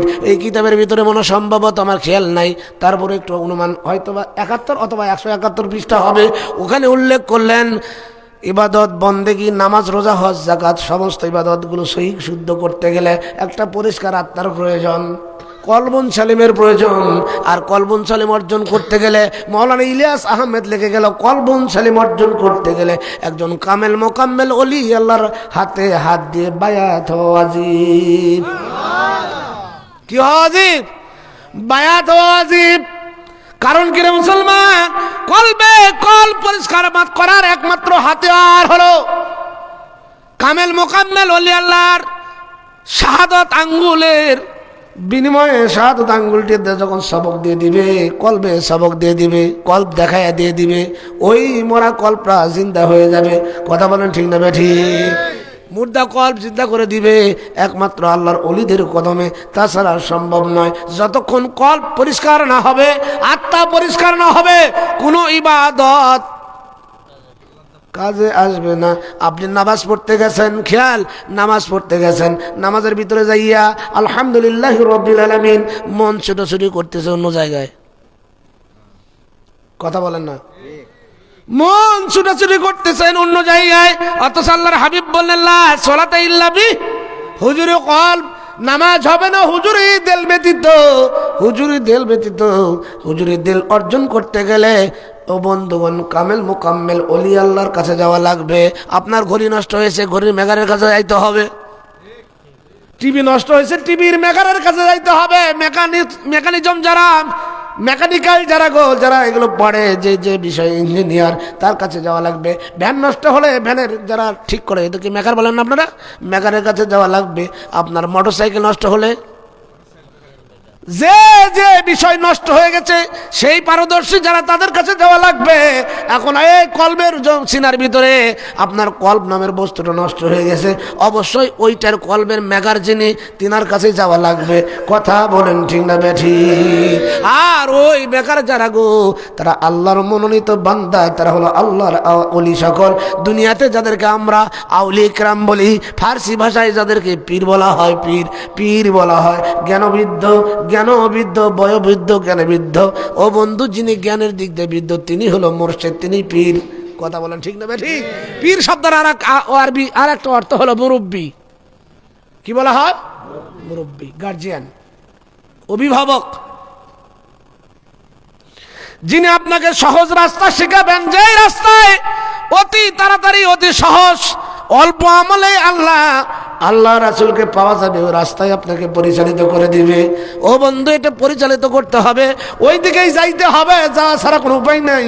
কারণ আপনি নামাজ বন্দেগী, রোজা, হজ, যাকাত যাই করেন না কেন বন্ধুগণ, এখানে পরিষ্কার বিষয়টা হলো আগে আপনার অন্তরটা ঠিক হওয়া লাগবে। কথা বলেন ঠিক না বেঠিক? নামাজ পড়তেছি, নামাজই তো আমাদের হয় না, নামাজই তো হয় না। আল্লাহ রাব্বুল আলামিন কোরআনুল কারীমের মধ্যে ঘোষণা করলেন, ইন্নাস সালাতা তানহা আনিল ফাহশাই ওয়াল মুনকার। কে বলেছেন? একমাত্র নামাজই পারে মানুষকে খারাপ অশ্লীল কাজ থেকে বিরত রাখতে। আপনাদের কুষ্টিয়ায় হয়তো খুঁজে পাওয়া যাবে না, আমার এলাকায় বহু আছে, নামাজও পড়ে, চুরিও করে, নামাজও পড়ে, জুতা চুরি করে, নামাজও পড়ে, সুদ খায়, নামাজ পড়ে, ঘুষ খায়, নামাজ পড়ে, জিনা করে, নামাজ পড়ে, চকুলখুড়ি করে, নামাজ পড়ে, মিথ্যা কথা বলে। কথা বলেন না রে ভাই? নামাজ পড়ে, নামাজ আদায় করে, আবার ভাইয়ের সম্পদ কি করে বাপের কাছ থেকে নিকে নেওয়া লাগবে, এই প্রবণতাও ঠিক। নামাজ পড়ে বোনের হক নষ্ট করে, বাবারে বুদ্ধি দেয়,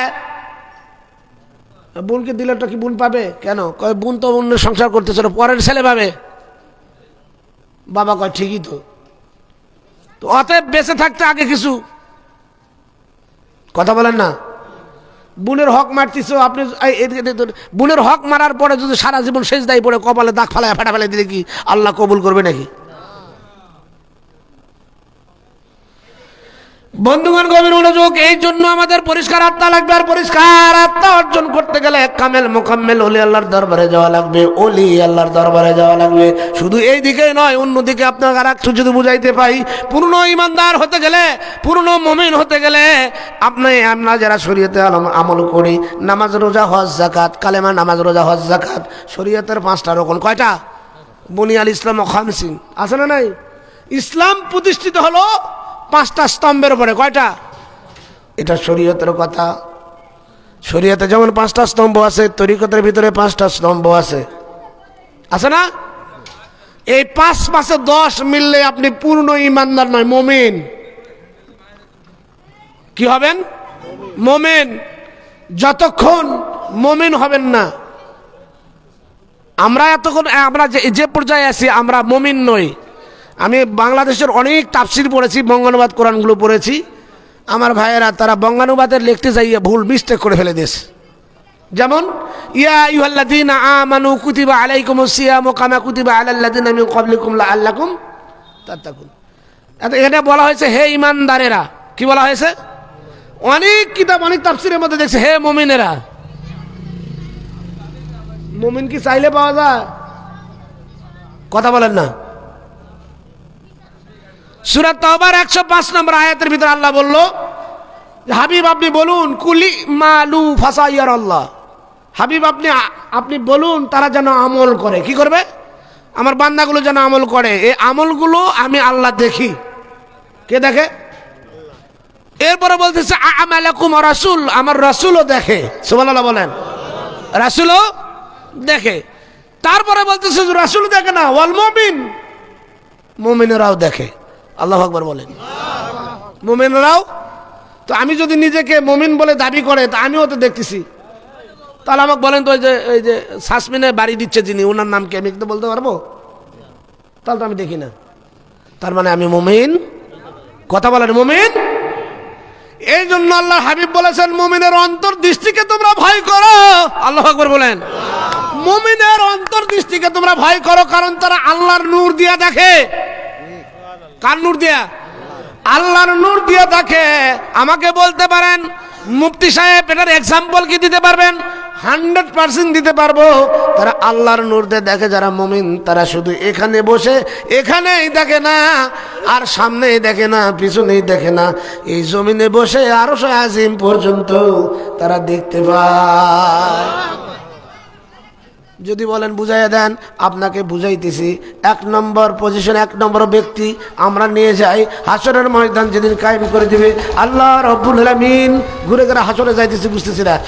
আল্লাহ রাব্বুল আলামিন তার হাবিবকে ডাক দিবে, আপনার উম্মতের মধ্যে সর্বশ্রেষ্ঠ একজন উম্মতকে নিয়ে আসুন, যার দ্বারা আমি হিসাব কার্য বিচার কার্য শুরু করব।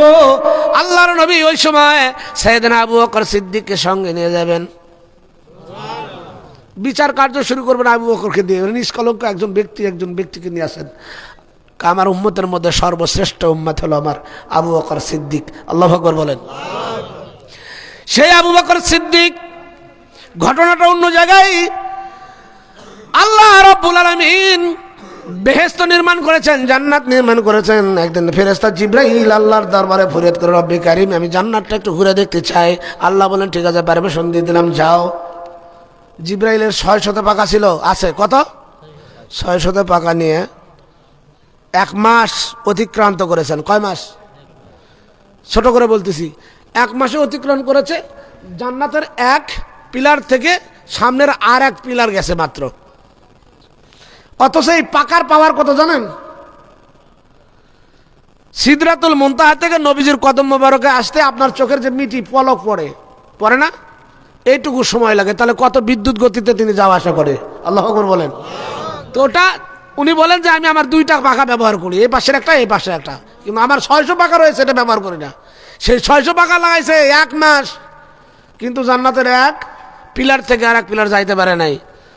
যাই হোক, জান্নাতের একটা হুর হাসি দিয়েছে যে এরকম বিদ্যুৎ গতিতে যাইতেছে। জিবরাইলের কি হয়েছে? ওই হুরের দাঁতির ঝলক, চিলকানি যাকে বলা হয়, লেগে অজ্ঞান হয়ে পড়ে গেছে। উঠে কয়ে, আল্লাহ দেখতে চাইলাম জান্নাত, দেখা হইল না, এর মধ্যে স্মরণ করলেন। ঠিক আছে, আল্লাহর কাছে দাবি, আল্লাহ আমি তো জান্নাত দেখতে পারলাম না, তার মধ্যে আমাকে স্মরণ করেছেন। আল্লাহকে স্মরণ তো করি নাই। আপনার নূরের ঝলক লেগেছে আমার কাছে। পাগল, ওটা আমার নূরের ঝলক নয়, ওটা জান্নাতের হুর, একটা পাগলি হুর। তোমার এই দৌরত্বর গতি দেখে সে হাসছে, দেখে জিবরাইল এভাবে যায় কেন? তাহলে জান্নাতের যদি হুর তার দাঁতের একটা ঝিলিক না গিয়ে জিবরাইল পড়ে যায়, তাহলে সেই হুরের দাম কত? কথা বলেন না। আল্লাহর হাবিব বলেছেন, জান্নাতের একটা ইট এই পৃথিবীকে যদি 10 বার বিক্রি করা হয়, গোটা পৃথিবীটা কয়বার? 10 বার বিক্রি করার পরে জান্নাতের একটা ইট কিনা সম্ভব হবে না। কিন্তু বড় আফসোস এবং পরিতাপের বিষয় হলো, রাস্তায় রাস্তায় আমার কিছু মুসলমান ভাইয়েরা 10 টাকার বিনিময়ে জান্নাত বিক্রি করে। কয় টাকায়? ওই 10 টাকা দিলেও কয় জান্নাত দিবে, ওর বাপ মাও 14 গোষ্ঠী 5 টাকা দিলেও কয় জান্নাতি। এত সস্তা জান্নাত হয়ে গেছে মুসলমানের কাছে। বন্ধুগণ গভীর মনোযোগ। জিবরাইল আল্লাহর দরবারে ফরিয়াদ করে, রব্বি কারীম এত বড় জান্নাত, 3rd ক্লাস, আমি বলি আপনার 3 নম্বর 3rd ক্লাস একজন জান্নাতি ব্যক্তি, যার পরে আর কোনো কোয়ালিটি থাকবে না, সেই ধরনের একজন জান্নাতি ব্যক্তি এই দুনিয়ার 10টা দুনিয়ার সমান জান্নাত পাবে। জিবরাইল কয়, এই জান্নাত আপনার বান্দাগুলো কয়দিনে ঘুরে দেখবে? আমি জিবরাইল তো পারলাম না। আল্লাহ রাব্বুল আলামিন ডাক দেয়, আমার বান্দার পাওয়ার সম্পর্কে তোমার জানা নাই, তবে আমার মতো নাদানদের না। আমার বান্দার পাওয়ার সম্পর্কে তোমার জানা নাই। পাওয়ার যদি জানতে চাও, যাও মদিনায় যাও। কোথায়? মদিনায় যাও। মদিনায় মসজিদে নববীর ভিতরে ঢুকে দেখো, একজন ব্যক্তি মসজিদের কর্নারে বসে বসে আল্লাহর জিকির করতেছে। সুবহানাল্লাহ বলেন। ফানাজালা জিবরাইল আসলেন। এ বন্ধু, মসজিদে নববীর ভিতরে ঢুকলেন। জিবরাইল বলেন, আমি তাকায় দেখলাম একজন ব্যক্তি, রাজুলুন, একজন ব্যক্তি বসে আছে, ইয়াজকুরুন আল্লাহ সুবহানাহু ওয়া তাআলা, আল্লাহর নামে জিকির করতেছে। বলেন আল্লাহু আকবার। আমি কাছে গেলাম, ফাসাল্লাম আলাইহি, তাকে সালাম দিলাম, আসসালামু আলাইকুম ওয়া রাহমাতুল্লাহ। ইয়া আখি কাইফা হালুকা, ওই ব্যক্তিকে সালাম দিলাম, বন্ধু ভাই আমার, আসসালামু আলাইকুম, আল্লাহর পক্ষ থেকে আপনার উপরে শান্তি বর্ষিত হোক, আপনি কেমন আছেন? ওই লোকটি জবাব দিল, ওয়ালাইকুম আসসালাম ওয়া রাহমাতুল্লাহি ওয়া বারাকাতুহু, আলহামদুলিল্লাহ আলা কুল্লি হাল।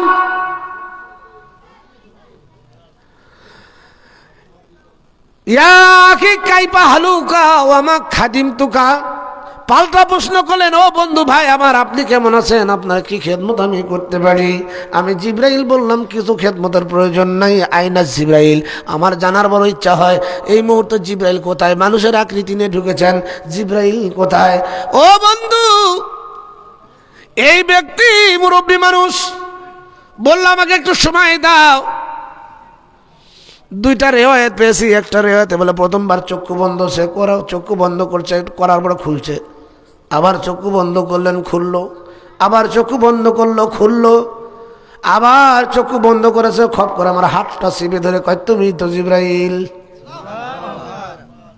আর একটা এসেছে 2 রাকাত নামাজ পড়েছে, যেটাই হোক। জিবরাইল বলল, আমি জিবরাইল। এটা ঠিক আছে, কিন্তু এই 4 বার চক্ষু বন্ধ করলেন আর 4 বার খুললেন, আমি যে জিবরাইল বুঝলেন কিভাবে? 4 বার চক্ষু বন্ধের মধ্যে হাকিকত কি আমি জানতে চাই। এই মুরব্বী মানুষ আমার ডাক দিল, জিবরাইল রে, প্রথমবারে যখন আমি চক্ষুটা বন্ধ করেছি, আল্লাহর সঙ্গে আমার গুড কানেক্টেড করে নিলাম। মোরাকাবা, হ্যাঁ, জাকের বাইরে বলে মোরাকাবা।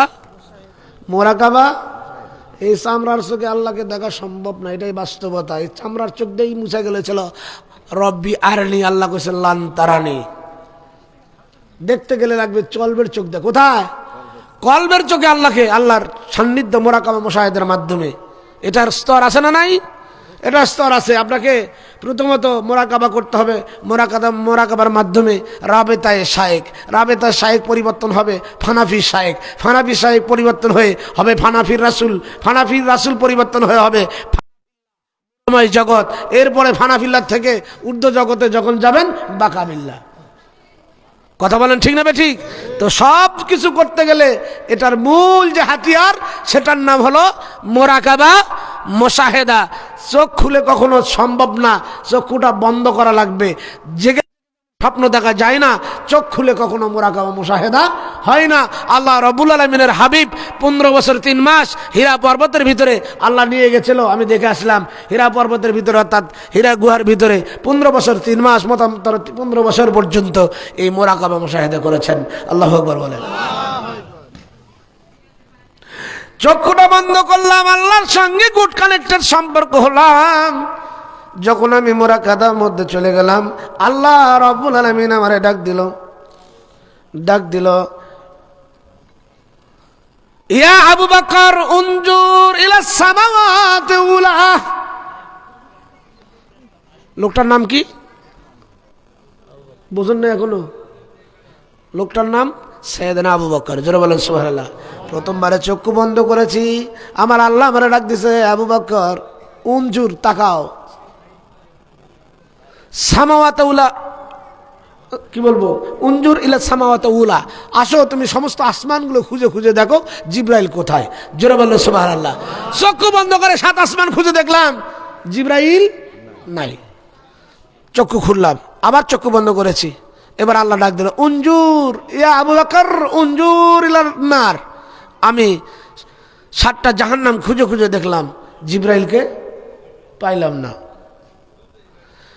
তৃতীয়বার চক্ষু বন্ধ করলাম, আল্লাহ ডাক দিল, আবু বকর আমি তোমারে পাওয়ার দিলাম, 8টা জান্নাত খুঁজে খুঁজে দেখো। আমি চক্ষু বন্ধ করে 8টা জান্নাত খুঁজে দেখলাম। বলুন তো জিবরাইলের পাওয়ার বেশি না আবু বকরের পাওয়ার বেশি? যেখানে জিবরাইল 1 মাস যাবার পরেও এক পিলার থেকে আর এক পিলার গেছে, উনি চক্ষু বন্ধ করে গোটা 8টা জান্নাত মুহূর্তের মধ্যে দেখেছেন। জোরে বলেন সুবহানাল্লাহ। এটার নাম আশরাফুল মাখলুকাত। এটার নাম কি?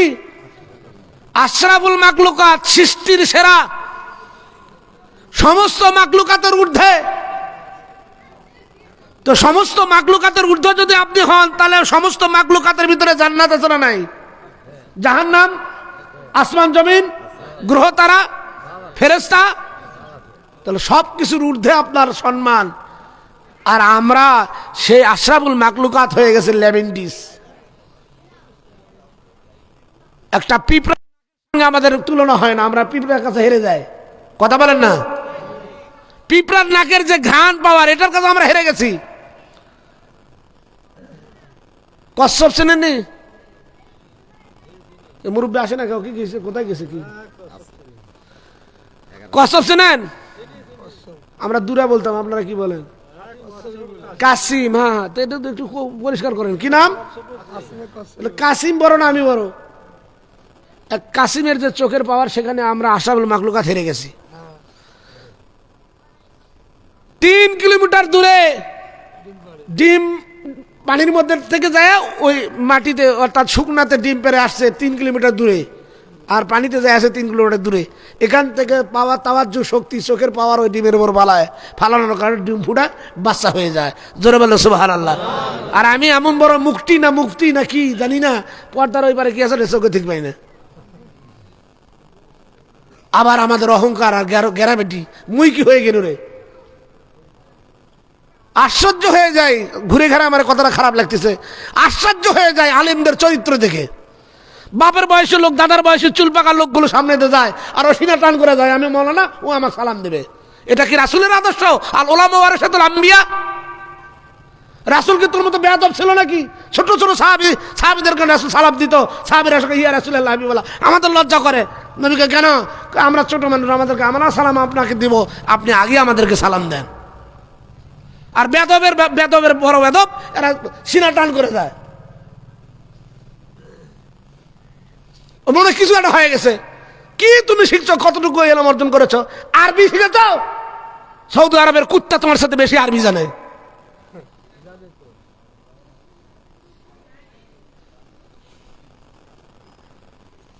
বুঝাইতে পারি না আপনাদের। বাংলাদেশের কুকুরকে বলে যায় যা, যায় কিনা? কথা বলেন না, যায় না, আয়, আসে না। কি দিয়ে বলছেন? বাংলা দিয়ে। ইংল্যান্ডের কুকুরকে বলে কাম কাম কাম, তো চলে আসে, ও বুঝা ইংলিশে, কাম করলে আমাকে ডাকতেছে গো, তো চলে যায়। কথা বলেন না। সৌদি আরবের কুত্তাদের কাছে আরবিতে ডাকলে কাছে আসে, আবার আরবিতে জুড়ে যাইতে গেলে জুড়ে যায়, খাইতে বললে খায়। তার মানে ও আরবি ভালো বোঝে তোর সাথে।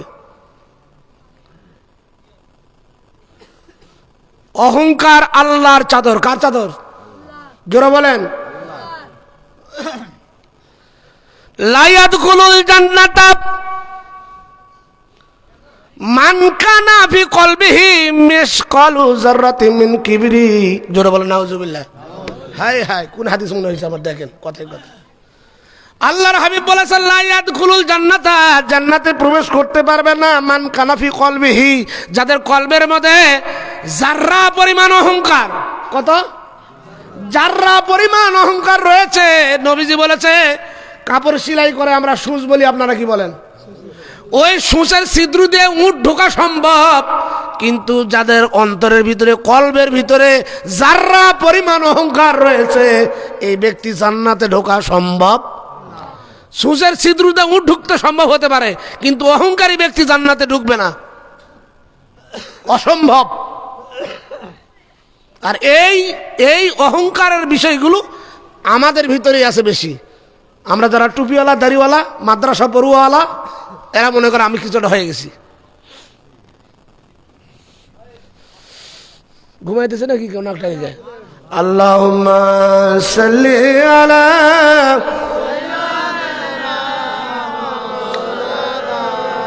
মুহাম্মাদ ওয়া আলা আলিহি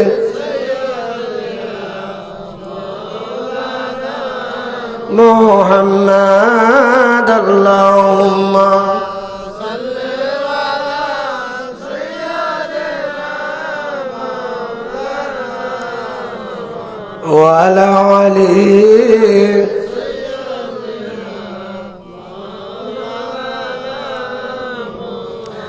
বন্ধুগণ গভীর মনোযোগ। আবু বকর সিদ্দিক রাদিয়াল্লাহু তাআলা আনহু বললেন, দ্বিতীয়বার চক্ষু বন্ধ করেছি, আল্লাহ আমার জান্নাত ঘুরে দেখাইলো, এরপরে ঘুরে দেখতে বললো। তৃতীয়বার চক্ষু বন্ধ করেছে, জান্নাত গুলো ঘুরে ঘুরে দেখলাম। চতুর্থবার যখন চক্ষু বন্ধ করেছি, আল্লাহ আমারে পারমিশন দিল, 7 তবক জমিন আমি খুঁজে খুঁজে দেখলাম। 7 তবক জমিন খুঁজে খুঁজে দেখি জিবরাইল আমার সামনে দাঁড়ানো। এই পাওয়ার কি এখন আছে? আজকে জাকিরদেরও লেভেন্ডিস মার্কা এনার্জি, বুঝলাম না, এই পাওয়ার নাই। হ্যাঁ, আল্লাহর ওলিদের কাছে আছে। কার কাছে? আল্লাহু আকবার বলেন। পাওয়ার যুগে যুগে ছিল হযরত ওমর রাদিয়াল্লাহু তাআলা আনহু। ওমর রাদিয়াল্লাহু তাআলা আনহু মসজিদে খুতবা দিচ্ছিলেন।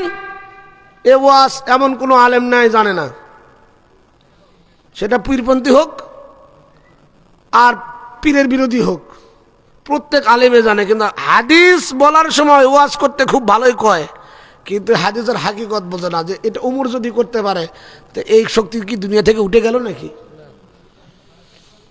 হযরত ওমর রাদিয়াল্লাহু আনহু খুতবা দিচ্ছিলেন ইয়াউমুল জুমার দিন।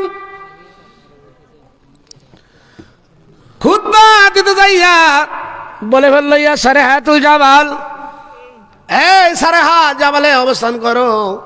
আবার বলল সারেহাতুল জাবাল, জাবালে অবস্থান করো। আবার বলল ইয়া সারেহাতুল জাবাল, জাবালে অবস্থান করো। সাহাবীরা প্রশ্ন করল, আমিরুল মুমিনিন, এটা কি খুতবার অংশ ছিল নাকি খুতবার বাহিরের কথা? হযরত ওমর কয়, শোনো রে নবীর সাহাবীরা, আমি এখানে মেম্বারে দাঁড়িয়ে খুতবা দিব। হঠাৎ করে এখান থেকে 650 মাইল দূর, কত 650 মাইল দূরে আমার মুসলিম বাহিনীর একজন সেনাপতি, যার নাম সারেহা, ওই যুদ্ধের ময়দানটা আমি এখান থেকে দেখলাম। কোন জায়গা থেকে দেখেছে? 650 মাইল দূরে আমি দেখেছি। আল্লাহু আকবার বলা যায়? 650 মাইল দূরে দেখেছে।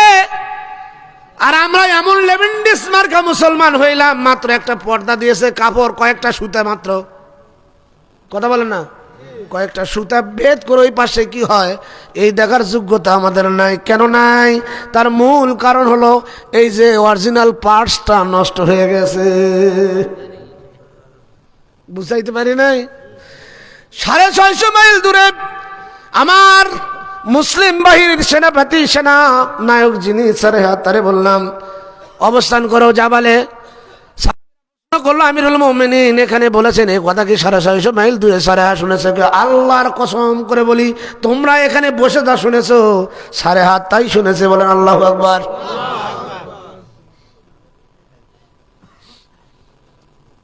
শুনে কিনা?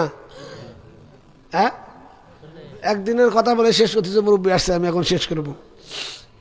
সন্ধ্যা থেকে একাই ছুটাই দিছি সব, কায়দায় ফেলাইছে মুরব্বী আমারে। আজান দাও 3 বেলা, খাওয়া 3 বেলা। আচ্ছা বসেন, দেখে কি দেখে না? কথা বলেন না, দেখে না?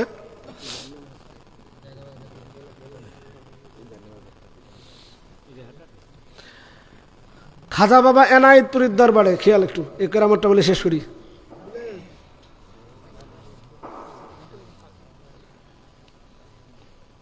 কি শোনেন নাই কখনো? কি নাম? এই উপমহাদেশের মধ্যে সবচেয়ে আকাবারে আউলিয়া, কথা বলেন ঠিক না? ঠিক। ওনার একজন মুরিদ, শেষ করতেছি, আমি শেষ করবো। কাঁঠাল গাছ লাগান না আপনারা? কাঁঠাল গাছ লাগাইছে, কয়েক বছর হইল কাঁঠাল ধরে না। কি ধরে না? কাঁঠাল ধরে না। বাস, গাছ এমনি ভালোই দেখা যায়, কিন্তু কাঁঠাল ধরতেছে না। তো একদিন ওনার বিবি বলতেছে, এই গাছ আর রাখি কাক লাভ নাই, এর সঙ্গের গাছ মানুষ লাগাইছে, কত কাঁঠাল ধরে, তোমার কাছে কাঁঠাল ধরে না, এটা কেটে ফেলে দাও। এই মুরিদ ডাক দিল, ঠিক আছে, কাটার আগে গাছকে ডাক দিল, সামনে বছর যদি এই গাছে কাঁঠাল ধরে দেয়, খেয়াল, কাঁঠাল ধরে 2টা কাঁঠাল, কয়টা? 2টা কাঁঠাল। আমরা পাটখড়ি বলি, আপনারা কি বলেন? এই যে শিংটা নাকি পাটখড়ি, যেটা পোড়ায়, পাটকাঠি।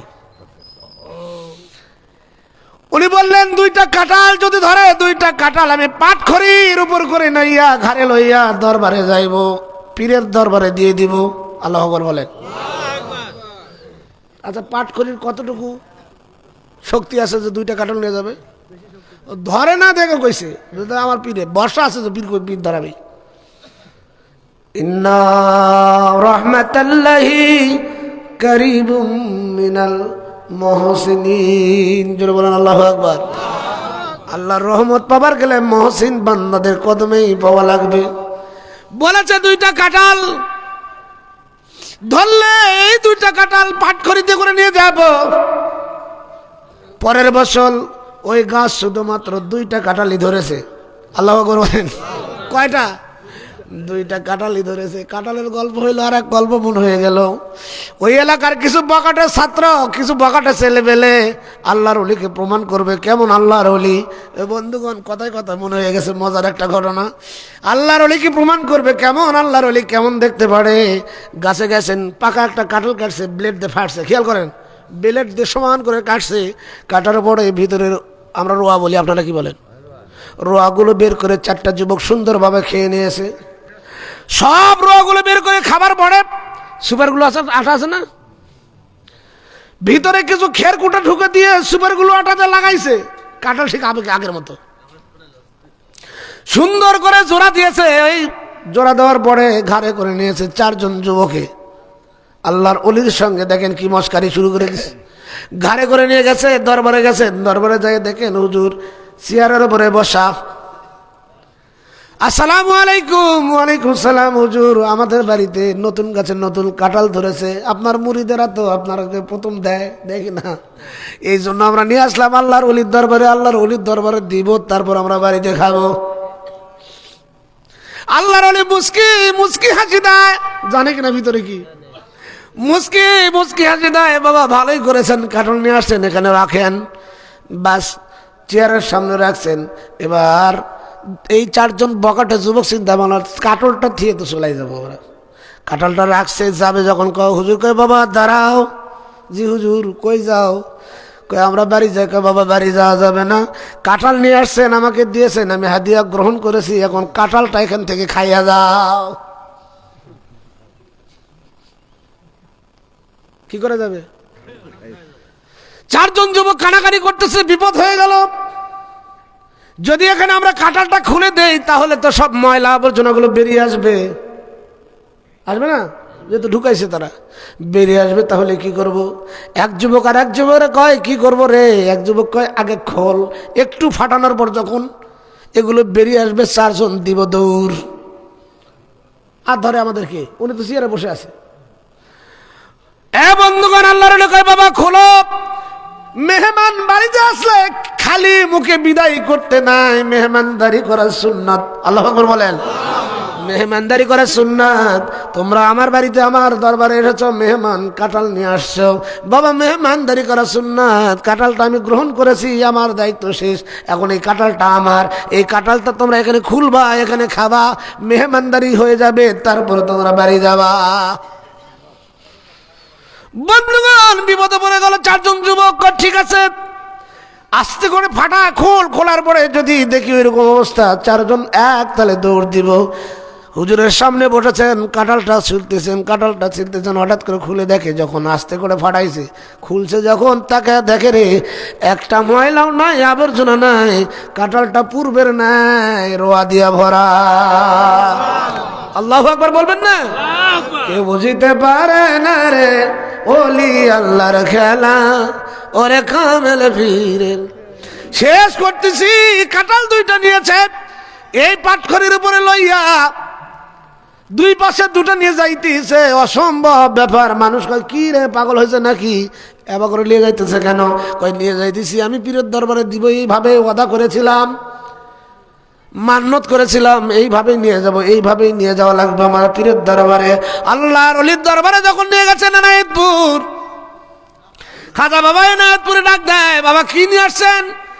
হুজুর কাঁঠাল, আমার গাছে কাঁঠাল ধরে না, বলছিলাম যদি সামনের বছর দুইটা কাঁঠাল ধরে তাহলে ওই দুইটা কাঁঠাল আমি পাটখড়ি করে আপনার কদমে পৌঁছাইয়া দিব হুজুর, এই কারণে পাটখড়িতে করে নিয়ে আসছি আপনার দরবারে।